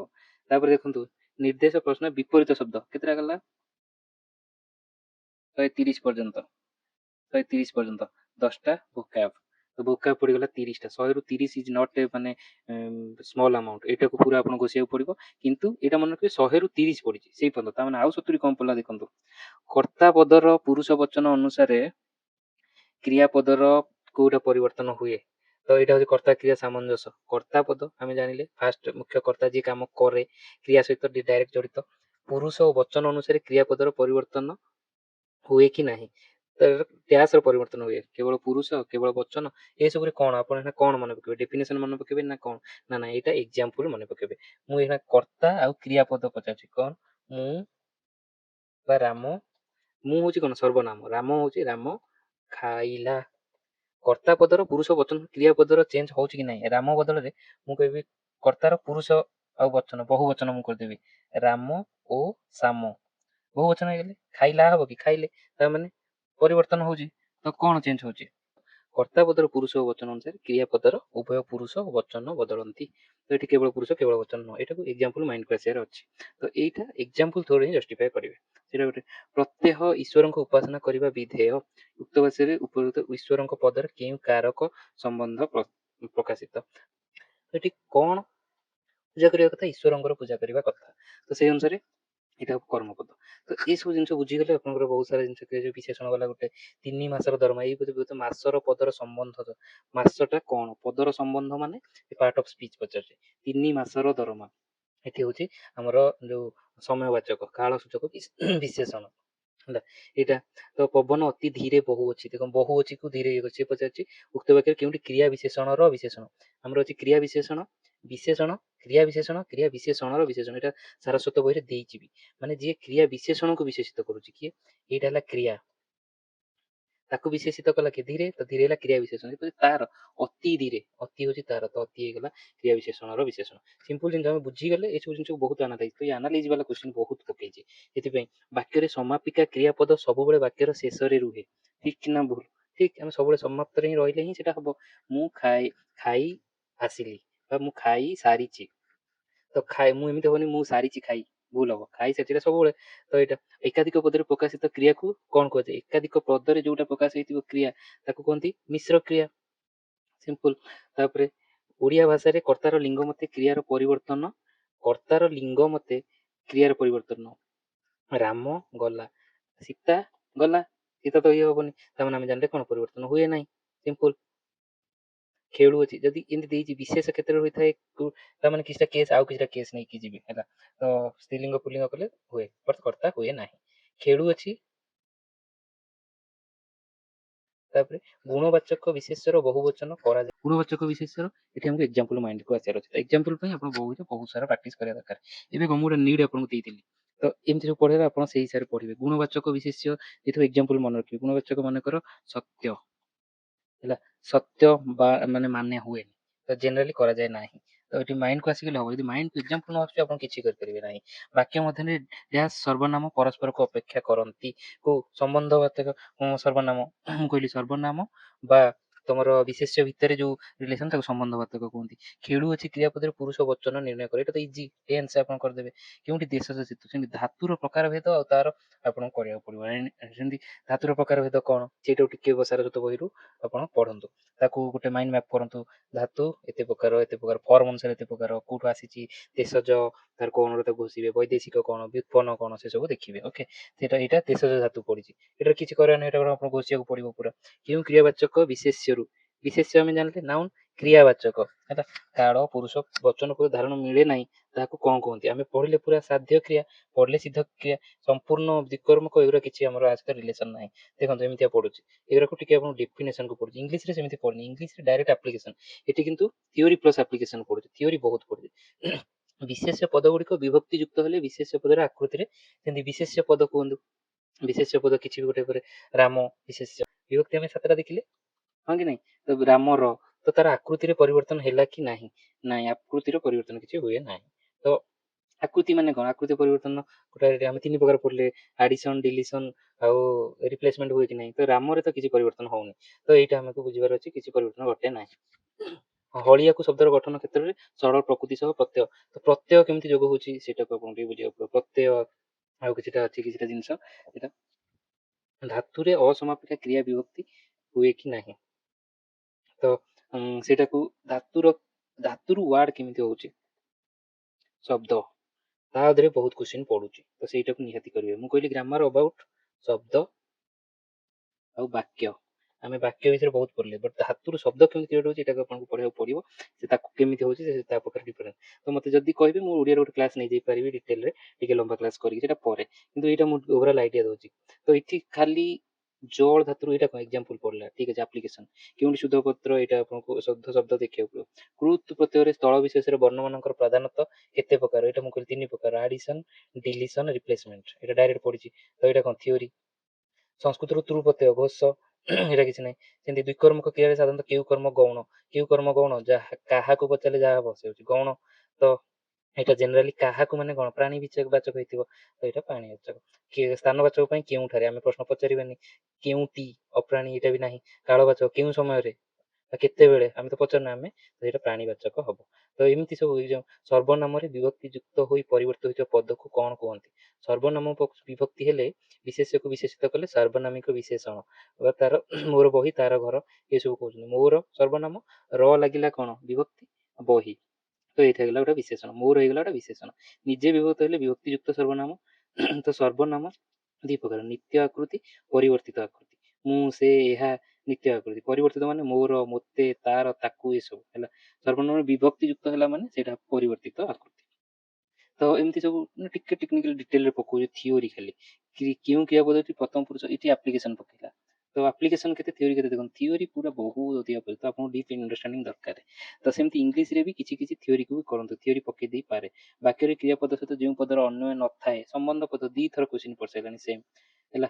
ସୈନ୍ୟମାନେ ଅସ୍ତ୍ର ଧରି ଯୁଦ୍ଧକୁ ଗଲେ, ଏଇ ଜାଗାରେ ଧରି, ଧରିରୁ କଣ ସ୍ଥାନ କାଳ କିଛି ଜଣାପଡୁନି, ତ ଏଇଟା ଅସମାପିକା, ଅସମାପିକା ବା ଏହାକୁ ଆମେ କହିପାରିବା କଣ, ସାଧ୍ୟ କ୍ରିୟା। ଓକେ, ଏଇଟା ତ ଏ ସବୁ କ୍ରିୟା ବିଷୟରେ କେତେ, ତ କ୍ରିୟା ବାକ୍ୟ ଶବ୍ଦ କ୍ୱେଶ୍ଚିନ୍ ଏତିକି। ପିଲାମାନେ ପଢୁଥିବେ କେଉଁ କାଳ ସୂଚକ, ପଢୁଥିବେ ମାନେ ଏଇଠି ଆମେ ଦେଖିଲେ କି ଦେଖନ୍ତୁ ବର୍ତ୍ତମାନର ବିଭିନ୍ନ, ବିଶୁଦ୍ଧ ମାନେ ଆମେ ପୁରା ଜାଣୁଛେ ଏବେ କରେଣ୍ଟଲି ଚାଲିଛି, ଆନୁମାନିକ ମାନେ ଚାଲୁଥିବେ, ତ ଏଠି ହେଇଗଲା କଣ ଆନୁମାନିକ ବର୍ତ୍ତମାନ। ସମ୍ଭାବ୍ୟ ଆସୁଥାଇପାରେ, ଥାଇପାରେ ମାନେ ସମ୍ଭାବ୍ୟ, ଏଇ 2ଟା ଭିତରେ କନଫ୍ୟୁଜନ, ତ ଏଇଟା ପକାଏ, ସେଥିପାଇଁ ଏଇଟା ପକେଇଛି। ନିତ୍ୟ ବହୁତ ମାନେ ପ୍ରତିଦିନ, ସୂର୍ଯ୍ୟ ପ୍ରତିଦିନ ଉଏଁ, ତ ସେଟା ନିତ୍ୟ ବହୁତ ବର୍ତ୍ତମାନ। ତ ବର୍ତ୍ତମାନର ବି ପ୍ରକାର ଭେଦ, ସେମିତି ଅତୀତର ବି ପ୍ରକାର ଭେଦ ଏତେ ଅଛି। ତ ଏଇ ସବୁ ଜିନିଷକୁ ପୁରା ରିଭିଜନ କରିଦେବେ, ଏମିତିଆ କ୍ୱେଶ୍ଚିନ୍ ନହେଲେ ଅତୀତରୁ ପଡିଲେ ଆପଣ କରିଦେବେ। ତ ହଁ, PYQ କରନ୍ତୁ, ତା ସହିତ ଆପ୍ଲିକେସନ ଆଉ ଥିଓରି ଦେଖନ୍ତୁ। ଯାହା ସମ୍ବନ୍ଧରେ କୌଣସି କଥା କୁହାଯାଇଥାଏ, ଯାହା ସମ୍ବନ୍ଧରେ କୁହାଯାଇଥାଏ ସେ ହଉଛି କଣ ଉଦ୍ଦେଶ୍ୟ, ଆମେ ଦେଖିଲେ ବାକ୍ୟ 2ଟା, ଉଦ୍ଦେଶ୍ୟ ପ୍ଲସ ବିଧେୟ, ଆଉ ଯାହା ରହିଲା, ଯାହା କୁହାଯାଇଥାଏ ସେ ହଉଛି ବିଧେୟ, ଡାଇରେକ୍ଟ ପଡିଲା। ତ କ୍ରିୟାର ବିବର୍ଦ୍ଧକ, ଦେଖନ୍ତୁ 2ଟା ଜିନିଷ ଅଛି, ଏଠି 2ଟା ଜିନିଷ ଅଛି, କ୍ରିୟା ବିବର୍ଦ୍ଧକ, କ୍ରିୟା ବିବର୍ତ୍ତକ, ତ ଏଇଟା ମେ ବି ଆର୍ଥର ପଡିଯାଇପାରେ। ତ ଏଗୁରା ବି ସବୁ ଦେଖନ୍ତୁ, ଅସମକୋୟ କ୍ରିୟାର ରୂପ ଯାହା ମୁଖ୍ୟ କ୍ରିୟା ପୂର୍ବରୁ ଆସେ ସେ ବିବର୍ତ୍ତକ, ଆଉ ଯିଏ କ୍ରିୟାର ମୁଖ୍ୟ କ୍ରିୟାର ଅର୍ଥ ପଡେ ସେ ବିବର୍ଦ୍ଧକ। ରାମ ଚିଠି ଲେଖିଦେଲା, ଇଏ ହଉଛି ବିବର୍ତ୍ତକ, ଇଏ ହଉଛି ବିବର୍ଦ୍ଧକ, ଏ ମୁଖ୍ୟ ଯିଏ ହେଲା। ତ ଏଇଟା କୁହନ୍ତି ସାଧାରଣତଃ ଯୌଗିକ କ୍ରିୟାର ଦ୍ୱିତୀୟ କ୍ରିୟା ହଉଛି ବିବର୍ଦ୍ଧକ, ଏଇଟା ମନେ ରଖନ୍ତୁ। ସମ୍ବନ୍ଧ ପଦ ସହିତ କେଉଁ ବିଭକ୍ତି ଯୋଗ ହୁଏ, ସମ୍ବନ୍ଧ ପଦ ସହିତ ମୁଖ୍ୟତଃ ର, ଷଷ୍ଠୀ ବିଭକ୍ତି, ତ ଏଇଟା ମନେ ରଖିବେ ହେଲା। ମୁଖ୍ୟତଃ ସମ୍ବନ୍ଧ ପଦ ସହିତ ର, କିନ୍ତୁ ଅନ୍ୟ ପଦ ସହିତ ର ଯୋଗ ହେଲେ ସେଟା ସମ୍ବନ୍ଧ ପଦ ହବ ବୋଲି ନୁହେଁ, ସେଇଟାକୁ ମନେ ରଖିବେ। ଖେଳିବେ କ୍ରିୟାପଦ ବିକରଣ, ବିକରଣ କାହାକୁ କୁହନ୍ତି? ଧାତୁ ଓ ପ୍ରତ୍ୟୟ ମଧ୍ୟରେ ଯୋଉଟା ଯୋଗ ହୁଏ ତାକୁ ବିକରଣ କୁହନ୍ତି। ଧାତୁରେ ପ୍ରତ୍ୟୟ ମିଶିଲେ ୱାର୍ଡ ହୁଏ, ତା ଭିତରେ ବି ଗୋଟେ ବେଳେ ବେଳେ ଯୋଡ଼ ହୁଏ। କେମିତି? ଲେଖ ଏ ଭିତରେ ଅ, ତ ଲେଖେ, ଏଟା ହେଲା ବିକରଣ। ତ ସେମିତି ଖେଳ ଧାତୁ, ଖେଳ ଖେଳ ଧାତୁ, ତ ଇ ଏଟା ହେଇପାରେ କି ଇ, ତ ଏଇ ଦିଟା, ଏଇଟା ହେଲା ବିକରଣ। କେଉଁଠି ଗୁଣବାଚକ ବିଶେଷ୍ୟ, ପୁରା ଡାଇରେକ୍ଟ ପାର୍ଟ ଅଫ ସ୍ପିଚ। ଗୁଣବାଚକ, ଗୁଣ କିଏ? ଧୈର୍ଯ୍ୟ, ମୁକ୍ତ ନୁହେଁ, ଲୀନ ନୁହେଁ, ପୂର୍ଣ୍ଣ ନୁହେଁ, ମୁକ୍ତ ନୁହେଁ, ଧୈର୍ଯ୍ୟ ଗୁଣକୁ ଦେଖଉଛି। ତାପରେ ଡ୍ୟାସ ରୁ କ୍ରିୟାପଦ ପୁରୁଷ ବଚନ ଜଣାପଡେ। କ୍ରିୟାପଦର ପୁରୁଷ, ପୁରୁଷ ଓ ବଚନ କ୍ରିୟାର କୋଉଥିରୁ ଜଣାପଡେ? କ୍ରିୟାର ଆମର ପ୍ରତ୍ୟୟରୁ ଜଣା ପଡେ। ତ ଏଇଟା ମନେ ରଖିବାର ଅଛି, ଆଉ ତା ବିଷୟରେ ଏକ୍ଜାମ୍ପଲ ଜାଣିବାର ଅଛି। ଓକେ, ସେମିତି ସମ୍ବୋଧନ ପଦରୁ ପୂର୍ବରେ ଅଥବା ଅବ୍ୟୟ ପଦ ଲାଗେ। ଯେମିତି ସମ୍ବୋଧନ ପଦର ପୂର୍ବରେ ଅଥବା ପରେ, ଏଇଟା ଏକ୍ଜାମ୍ପଲ। ଏଇଟା ହଉଛି ଭାଇରେ, ଭାଇରେ ଏଠି କିଏ? ସମ୍ବୋଧନ ପଦ କିଏ? ସେ ହଉଛି ଭାଇ। ତ ଭାଇର ପରେ ଲାଗେ, ଏଇଟା ରେ ହଉଛି ଅବ୍ୟୟ ହେଲା, ଏଟା ଚେଞ୍ଜ ହଉନି ତ ଅବ୍ୟୟ। ଅବ୍ୟୟ ପଦ ପରେ ଆଉ ପୂର୍ବେ ଲାଗିପାରେ, ଠିକ ଅଛି। ଏଇଟା ସେମିତି କେଉଁଠି ଯୌଗିକ ବାକ୍ୟ? ଯୌଗିକ ମୁଁ କଣ କହିଲି? ଯୋଉଥିରେ କି ଦିଟା କ୍ଲଜ ମିଶିକିରି ଯୌଗିକ, ସରି ଓ ଏବଂ କଞ୍ଜକ୍ସନ ଲାଗିଥିବ ଯୌଗିକ, ଆଉ ଯଦି ମିଶିକିରି କ୍ଲଜ ସେଟା ହଉଛି ଜଟିଳ। ଏଠି ତୁମେ ଯଦି ଯିବ ମୋ ପାଇଁ, ଜଟିଳ। ଯେଉଁ ଲୋକ ତାକୁ ନ୍ୟାୟ ରଖିବ, ଜଟିଳ। ଗୋବିନ୍ଦ ଗୋବିନ୍ଦ ଗୋଟିଏ କଥା ଭାବୁଛନ୍ତି ଏବଂ, ତାମାନେ ଏଟା ଯୌଗିକ। ତାପରେ ଯେଉଁ କ୍ରିୟାପଦ ବିଶେଷ୍ୟ ବା ବିଶେଷଣ ଶବ୍ଦରୁ ଗଠିତ ହୋଇଥାଏ ତାକୁ ସିମ୍ପଲ କୁହନ୍ତି। ବିଶେଷ୍ୟ ଆଉ ବିଶେଷ, ଏଇଟା ଯୋଉ ଆମେ ପଢିଲେ ଫାଷ୍ଟ, ସେଇଟା ହଉଛି କଣ? ମିଶ୍ର କ୍ରିୟା। ଏଇଟା କ୍ରିୟା କ୍ରିୟା ମିଶିଲେ ସେଇଟା ହବ କଣ? ଯୌଗିକ କ୍ରିୟା। ପବନ ଧୀରେ ବହୁଛି, ବହୁଛି କେଉଁ ଧରଣ କ୍ରିୟାପଦ? ବହୁଛି ହଉଛି ଆମର ପବନ କେମିତି ବହୁଛି? ଧୀରେ ତ ନୁହେଁ, ଏଇଟା ହଉଛି ଅକର୍ମକ କ୍ରିୟା। କାହିଁକି? କଣ ବହୁଛି କୋଶ୍ଚିନ ରେ ଧୀରେ ଆସୁନି, ତ ଏଇଟା କନଫ୍ୟୁଜନ କରିଛି ହେଲା। କଣ ପଚାରିଲେ ପବନ କଣ ବହୁଛି, କଣ ଧୀରେ ଆନ୍ସର ହବ? ହବନି, ତା ମାନେ କ୍ରିୟା ନାହିଁ। ଧୀରେଟା ଏଠି କଣ? କ୍ରିୟା ବିଶେଷଣ, କ୍ରିୟା ବିଶେଷଣ। ଓକେ, ସେମିତି ଋଷି ମାନେ ବଣର ଫଳମୂଳ ଆହାର କରିକିରି ଆହାର କରୁଥିଲେ। ଉକ୍ତ ବାକ୍ୟରେ ଯୌଗିକ କ୍ରିୟା, ଯୌଗିକ କ୍ରିୟା ଏଥିରେ ନାହିଁ ହେଲା, ଏଇଟା ଭୁଲ ଆନ୍ସର। ତ ପରସ୍ପର ମଧ୍ୟରେ, ତ ଏମିତି ସବୁ ଦେଖନ୍ତୁ ମଧ୍ୟରେ ଦୁଇ ବା ତତ୍ସମ ସମାସର ଡେଫିନେସନ ଖାଲି ପଡିଛି। ତ ମେ ବି ଏଥର ସମାସ ପକେଇ ଦେଇପାରେ। ତ ସମାସକୁ ନାମ ଧାତୁ ଆଗେଇବାର ବିଶେଷଣ ପଦ। ଧାତୁ ତିନି ପ୍ରକାର ମାନେ ୱାର୍ଡ ହୁଏ, ବା ତିନି ପ୍ରକାର: ମୌଳିକ ଧାତୁ, ସାଧିତ ଧାତୁ, ଯୌଗିକ ଧାତୁ ହେଲା। ସାଧିତ ଧାତୁ ପ୍ରେରଣାର୍ଥକ, ନାମ ଧାତୁ ନିଜନ୍ତ, ଏମିତି ଅଛି। ତ ଇଏ କଣ ଅଛି, ଏଟାକୁ ଆପଣଙ୍କୁ ଘୋଷିବାକୁ ପଡିବ। ବିଶେଷ ପଦ ପରେ ବିଭକ୍ତ ବିଶେଷଣ ପଦକୁ କେଉଁ ବିଶେଷଣ କୁହନ୍ତି? ବିଶେଷ ପଦ ପଦେ ପରେ ଯିଏ ବିଧେୟ, ତା ପୂର୍ବରୁ ଯିଏ ଅନ୍ୱୟ ହେଲା, ଅନୂଇ ବା ସାଧାରଣ। ତ ଏଇଟାକୁ ଟିକେ ମନେ ରଖିବାର ଅଛି। ଏମିତିଆ ସବୁ ଦୈତ୍ୟ ପଦରେ କେଉଁ ପ୍ରତ୍ୟୟ ଯୋଗ ହେଇଛି, ଏଟାକୁ ଘୋଷିବାକୁ ପଡିବ ସାରସ୍ୱତ ବହିରୁ। ତ ପ୍ରତ୍ୟୟ ୱାର୍ଡ ଫର୍ମେସନ କେମିତି ହଉଛି, ଇଏ କେମିତି ହଉଛି, ତ ସେଇଟାକୁ ସବୁ ଆମକୁ ଦେଖିଦେଲେ ଏଇଟା ଆମର ତ ଏଥିପାଇଁ ହିଁ ଏଠି ଡିଫିକଲ୍ଟ। ତ these R the book difficult ଆମେ ଦେଖିଲେ। ଏ ପ୍ରୟୋଜନିତା, ଏସବୁ ମାତ୍ରା ଫଳା, ଏସବୁ ପଡିନି। ଶବ୍ଦ ଓ ଶବ୍ଦ ବିଭାଗ ଏଉଠୁ ପଡିଲା। ଶ୍ରେଣୀ ବିଭାଗ ବିଶେଷ, ସର୍ବନାମ, କାରକ, ସମ୍ବୋଧ ପଦ, ବିଭକ୍ତି, ଅବ୍ୟୟ, ଉପସର୍ଗ ବି ପଡିଛି। ଉପସର୍ଗ, ତ କ୍ରିୟା, ଏଇଟା ବହୁତ ଇମ୍ପୋର୍ଟାଣ୍ଟ। କ୍ରିୟା ବିଶେଷଣ, କ୍ରିୟାଜ ବିଶେଷଣ, ଏବେ ଆପଣ କ୍ଲିୟର ହେଇଯାଇଥିବେ ହେଲା। କ୍ରିୟା, ଯଦି କ୍ରିୟାରୁ ଜାତ ହୋଇ ଯୋଉ ବିଶେଷଣ, ସେଟା ହଉଛି ମାନେ କ୍ରିୟାଟା ୟୁଜ ହେଇକିରି ଲେଖା। କ୍ରିୟାଜ ବିଶେଷଣ, କ୍ରିୟା ବିଶେଷଣ କଣ? ଯୋଉ ବିଶେଷଣ କ୍ରିୟାକୁ ମୋଡିଫାଇ କରୁଛି, କ୍ରିୟା ବିଶେଷଣ। ସେମିତି କ୍ରିୟା ବିଶେଷଣର ବିଷୟ ଅଛି, ତ ଅଧ୍ୟାନ୍ୟ ଅଛି। ଣବିଧି ସମବିଧି ଏଇଟା ପଢିନି ଏପର୍ଯ୍ୟନ୍ତ, ଆମର ପଢିନି। ସମାସ ଦେଖୁଛନ୍ତି ତ, ସେଟା ଏଥର ଡେଫିନେସନ ପଡିଛି, ମେ ବି ପକେଇ ପାରେ। ଏଗୁରା ସବୁ କୃଦନ୍ତ ତଥିତ ଅଛି ହେଲା, ଏଇଟା ଅଛି, ବଟ୍ ଏଇଟା ପଡିନି। ପରିବର୍ତ୍ତନ ବାକ୍ୟର ଲକ୍ଷଣ, ବାକ୍ୟର ଉଦ୍ଦେଶ୍ୟ ଓ ବିଧେୟ, ଏଇଟା ମୁଁ କହିଦେଲିଣି ଇଜିଲି। ଯାହା ଉଦ୍ଦେଶ୍ୟରେ କାମ ହୁଏ, ରାମ ବହି ଲେଖିଲା, ରାମ ହେଇଗଲା ଉଦ୍ଦେଶ୍ୟ, ଆଉ ବାକି ସବୁ ବିଧେୟ। ବାକ୍ୟାଂଶ, ଖଣ୍ଡବାକ୍ୟ, ଉପବାକ୍ୟ, ବାକ୍ୟର ଶ୍ରେଣୀ ବିଭାଗ, ତାପରେ ବାକ୍ୟର ଶ୍ରେଣୀ ବିଭାଗ, ସବୁ ବାକ୍ୟ କେତେ ପ୍ରକାର ମୁଁ କହିଦେଲି। ତାପରେ ପ୍ରତ୍ୟକ୍ଷତି, ପରୋକ୍ଷତି, ଏଇଟା ମାନେ କର୍ତ୍ତୃବାଚ୍ୟ, କର୍ମବାଚ୍ୟ ଯୋଉଟା, ଏଇଟା କହିଦେଲି। ବାକ୍ୟ ରୂପାନ୍ତର, ବାକ୍ୟ ବିଶ୍ଳେଷଣ, ବରାମ ଚିହ୍ନ, ଏରା ସବୁ ପଡିନି ହେଲା। ତ ଏରା ଶବ୍ଦ ବିଶିଷ୍ଟରେ, ଏରା ପ୍ରତିଶବ୍ଦ, ବିପରୀତ ସମଚାରିତ, ଆଉ ବ୍ୟକ୍ତିଗତ ବିଭାଗୀକରଣ, ଏ ସବୁ ଯୁଗ୍ମ ଶବ୍ଦ ଧରଣ, ଏଗୁରା ସବୁ କରିବାକୁ ପଡିବ। ଶୁଦ୍ଧି ସଂଶୋଧନ, ରୁଢି ପ୍ରୟୋଗ ପଡିନି, ଏଗୁରା ସବୁ ପଡିନି। ଅଳଙ୍କାର ତ ପଡିନି ନାହିଁ, ଏତିକି। ତ ଏଇଗୁରା ସବୁ ଆପଣଙ୍କୁ ଭଲସେ କରିବାର ଅଛି, ଏଇଟା ବୁଝିବାର ଅଛି। Okay, these are all. ତ ଓଡ଼ିଆ ପାଇଁ ଆମେ କଣ କରିବା ଦରକାର? ତା ଅର୍ଥ ଓଡ଼ିଆ ଆମର ଅଣ୍ଡରଷ୍ଟାଣ୍ଡିଂ ଆଉ ପ୍ରାକ୍ଟିସ ଦିଟା ଯାକ ଦରକାର। ତ ଇଂଲିଶ ଆମେ ପ୍ରାକ୍ଟିସ କଲେ ହେଇଯାଉଛି, କିନ୍ତୁ ଓଡ଼ିଆ ପାଇଁ ଅଣ୍ଡରଷ୍ଟାଣ୍ଡିଂ ଦରକାର, ପ୍ରାକ୍ଟିସ ବି ଦରକାର। ତ ଏଠି ଆପଣ ନିଜକୁ କରନ୍ତୁ, ଆଉ ତାদের କୋଉ କନସେପ୍ଟଟା ବୁଝିବାର ଅଛି। ବହୁତ ସାରା MCQ ବି କରନ୍ତୁ। MCQ ପାଇଁ ଆମେ ସର୍ଚ୍ଚ କରିପାରିବା, ଆଉ ମତେ ବି କହିଲେ ମୁଁ ଦେଇପାରିବି ଗ୍ରୁପରେ। ତ ଏଇଟା ଏଥିପାଇଁ ଟ୍ରିକି ପେପରଟା, କାରଣ ଏଥିରେ ଆମକୁ ଏକ୍ସେଲ କରିବାର ଅଛି। ଆମର ଯୋଉ 4ଟା ପେପର ରହିଲା, 4ଟା ପେପରରେ ଆମର GS, ଆଉ ଗୋଟେ ହେଲା ମ୍ୟାଥ ଇଂଲିଶ, ମ୍ୟାଥ ଆଉ ରିଜନିଂ, ଆଉ ଗୋଟେ ଇଂଲିଶ ଆଉ ଓଡ଼ିଆ। ଏଥିରେ 200, ଏଥିରେ 100 ଆଉ ଏଥିରେ 100। ତ ଏଠି GS ରେ ଆମେ ଦେଖିଲେ କି ବହୁତ କଷ୍ଟରେ କଲେ 60 ରଖିବା ବହୁତ କଷ୍ଟ। ତାପରେ ମ୍ୟାଥ ରିଜନିଂ, ହଁ ଏଇ ଦିଟା ପେପର ଆମକୁ ୱାର୍କ କରିବାର ଅଛି। କିନ୍ତୁ ମ୍ୟାଥ ରିଜନିଂ ଦିଟା ପେପରରେ 50 ପାଇଁ ଏତେ କଷ୍ଟ କରିବାକୁ ପଡୁଛି, ସେଥିପାଇଁ ଏଇଟା ଟ୍ରିକି ହେଇଯାଉଛି। ଏତେ କଷ୍ଟ କଲେ ବି ଆମେ ଧର 40 40 80 ବି ଆଣିଲେ, 60 40 କେତେ ହେଲା 140। ଏଇଠି ଆମର ସ୍କୋପ, ଆମର ଟାର୍ଗେଟ ଆଜି ଜେନେରାଲ କ୍ୟାଣ୍ଡିଡେଟ୍ 260 ରଖିବା ମିନିମମ୍। ତ ଆଉ 120 ଏଠୁ ଆଣିବାର ଅଛି। 120 200 ରୁ ଆସିଯିବ ଏଠି ଆରାମସେ। କିନ୍ତୁ ଆରାମସେ ତା ପାଇଁ ଆମକୁ ସେଫ୍ ଜୋନ୍ ରହିବା ପାଇଁ ଏଠି 120 ନୁହଁ, ଏଠି ଆମକୁ ଧର ଟାର୍ଗେଟ କଲେ ଇଂଲିଶରେ 70 ଆଉ ଓଡ଼ିଆରେ 80, ବା 70 ଆଣିଲେ 140 ଆଣିଲେ ଏଠି 60 ଆମର ମାନେ 120 ରୁ 20 ମାର୍କ ଅଧିକା, 20 ମାର୍କ ଅଧିକା ହେଲେ ଏଠି ଆମେ 60 ଟାକୁ ଆମେ ଆଡଜଷ୍ଟ କରିପାରିବା GS। ତ 50 ରଖିଦେଲେ ତ ହେଇଯାଉଛି ତଥାପି 270 କ୍ରସ୍। ତ ସେଇ ଅନୁସାରେ ଏଥିରେ ଇଂଲିଶ ଓଡ଼ିଆରେ ଟାର୍ଗେଟ କରନ୍ତୁ ଆମର 140 ଏଭବ ରଖିବା ପାଇଁ ଆରାମସେ ଆସିଯିବ ଇଂଲିଶ ଓଡ଼ିଆ। ତ ଇଂଲିଶ ପାଇଁ ଆମର କ'ଣ ପ୍ରାକ୍ଟିସ୍। ତ କୋଉଠି ପ୍ରାକ୍ଟିସ୍ କରିବା ନା, ବହୁତ ସାରା କ୍ୱେଶ୍ଚିନ୍ ଯୋଉଟା ମୁଁ ସବୁବେଳେ ଫଲୋ କରୁଛି, SSC କିରଣର ଇଂଲିଶଟା ଫଲୋ କରିବା। ଓଡ଼ିଆ ସାରସ୍ୱତ ବହି, ସାରସ୍ୱତ ବହି ଫଲୋ କରନ୍ତୁ। ତା ସହିତ ଆଉ MCQ, କିଛିଟା ସାରଙ୍କର MCQ ଆସିଛି, MCQ ଡାଇରେକ୍ଟ ଯାଆନ୍ତୁନି। ସାରସ୍ୱତ ବହିର ତାର ପ୍ରକାରଭେଦ, ଯେତେବେଳେ MCQ କରିବେ ସେତେବେଳେ ସାରସ୍ୱତ ବହି ଧରିକି କରିବେ। ଯୋଉଟା ହେଲା ତାର ଥିଓରିଟା ମନେ ପକେଇବେ, ତାର ଏକ୍ଜାମ୍ପଲଟା ମନେ ପକେଇବେ। ଗୋଟାଏ କ୍ୱେଶ୍ଚିନ୍ କଲେ ଯଦି ଥିଓରି ପଡିଛି ତାର ଏକ୍ଜାମ୍ପଲ, ଯଦି ଏକ୍ଜାମ୍ପଲ ପଡିଛି ତାର ଥିଓରି, ଏମିତି କରି କରନ୍ତି। ଦିନକୁ ଓଡ଼ିଆର 50ଟା କ୍ୱେଶ୍ଚିନ୍ ଧରନ୍ତୁ। ସର୍ବନାମ ଧରିଲେ ତା ଉପରେ 50ଟା କ୍ୱେଶ୍ଚିନ୍ କରିବାକୁ ଟ୍ରାଏ କଲେ। ଆଜି ବିଶେଷ୍ୟ ଧରିଲେ ତା ଉପରେ ବିଶେଷ୍ୟର ଥିଓରି, ବିଶେଷ୍ୟର ଏମିତି ଟପିକ୍ ୱାଇଜ୍ ଯାଆନ୍ତୁ। 2 ମାସ ପରେ ଆମେ ପୁରା ମାନେ क्वेश्चन वाइज दिबा बा मॉक वाइज दिबा। तो this should be our strategy for English and Odia. तो टिके लॉन्ग वीडियो हेगला, किंतु मु ओडिया रे टिके कांसेप्ट कहि करी जीवा को चाहतली, बिकॉज़ मु डायरेक्ट इंग्लिश जैतंती ओडिया जैतंती या पढि ताले अपन किछि बुझी पारंती। ओडिया रे जो माने खास कर नुवा इंग्लिश मीडियम रो आछंती, तांको पई टिके केमिति पढियाटा हे जाउची प्रॉब्लम। सर माने से जो माने पढौचंती से पूरा आरंभ करी एग्जाम रे देखंतु या पढि से या पढि नाही। मु कहे कथा कोन शब्द गठन ऊपर फोकस करिवा जे केमिति थ्योरी तार एग्जांपल को केमिति मन रखिबा, এইভাবে পড়ছি বলে আমি মনে রাখিবা। তো এটা ହେଇଗଲା ଦି ସୁଡ୍ ବି ଆवर ଷ୍ଟ୍ରାଟେଜି। ତ ଜଏନ୍ ମି ମୋର ଚ୍ୟାନେଲ ଦ ଆଚିଭର୍ସ। ଏବେ ତ ମୁଁ GS ପାଇଁ ଦଉଛି, ଆଉ ଆପଣ ଯଦି ରିକ୍ୱେଷ୍ଟ କରିପାରିବେ ଫର ଏନି ସବଜେକ୍ଟ, ଓକେ। ତାପରେ true companion in your journey aspirant to achievers. ତ ଆଜି ମୁଁ କଂଗ୍ରାଚୁଲେସନ କହୁଛି ଯୋଉମାନେ OCS ପ୍ରି କ୍ଲିୟର କରିଛନ୍ତି, ମୋର ବି କିଛି ପିଲା କ୍ଲିୟର କରିଛନ୍ତି, ଆଇ କଂଗ୍ରାଚୁଲେଟ ଦେମ୍। ତ ମୁଁ ମେନ୍ସ ପାଇଁ ଦିଟା କୋର୍ସ ପୁରା ଫୁଲ ପ୍ରୋଭାଇଡ କରିବି, ସେ ହେଉଛି ଏଥିକ୍ସ ଆଉ ଗୋଟେ ହେଉଛି ଏସେ। ଦିଟା ହିଁ ଆପଣଙ୍କର ର୍ୟାଙ୍କ ଆସିବା ପାଇଁ ଦିଟା ଇମ୍ପୋର୍ଟାଣ୍ଟ ସବଜେକ୍ଟ। ମୁଁ ପୁରା ଫୁଲ କୋର୍ସ ଏସେର ଅଲରେଡି ଦିଟା video how to right effectively easily ସେଇଟା ମୁଁ ଦେଇଛି, ଆଉ ଏଥିକ୍ସର ଗୋଟେ ଭିଡ଼ିଓ ଆଣିଛି, ଆଉ ଭିଡ଼ିଓ ସବସିକ୍ୱେଣ୍ଟଲି ଛାଡ଼ିବି। ତ ଏଇଟା ମୋତେ ଟେଲିଗ୍ରାମ ଗ୍ରୁପ ଫଲୋ କରନ୍ତୁ, ଟେଲିଗ୍ରାମ ଗ୍ରୁପ ଫର ମ୍ୟାଟେରିଆଲ, ଆଉ ଆର ଡାଇରେକ୍ଟ ଡିସ୍କସନ ଗ୍ରୁପଟା ଜଏନ୍ କରନ୍ତୁ ଫର 1-to-1 କଣ୍ଟାକ୍ଟ ୱିଥ୍ ମି।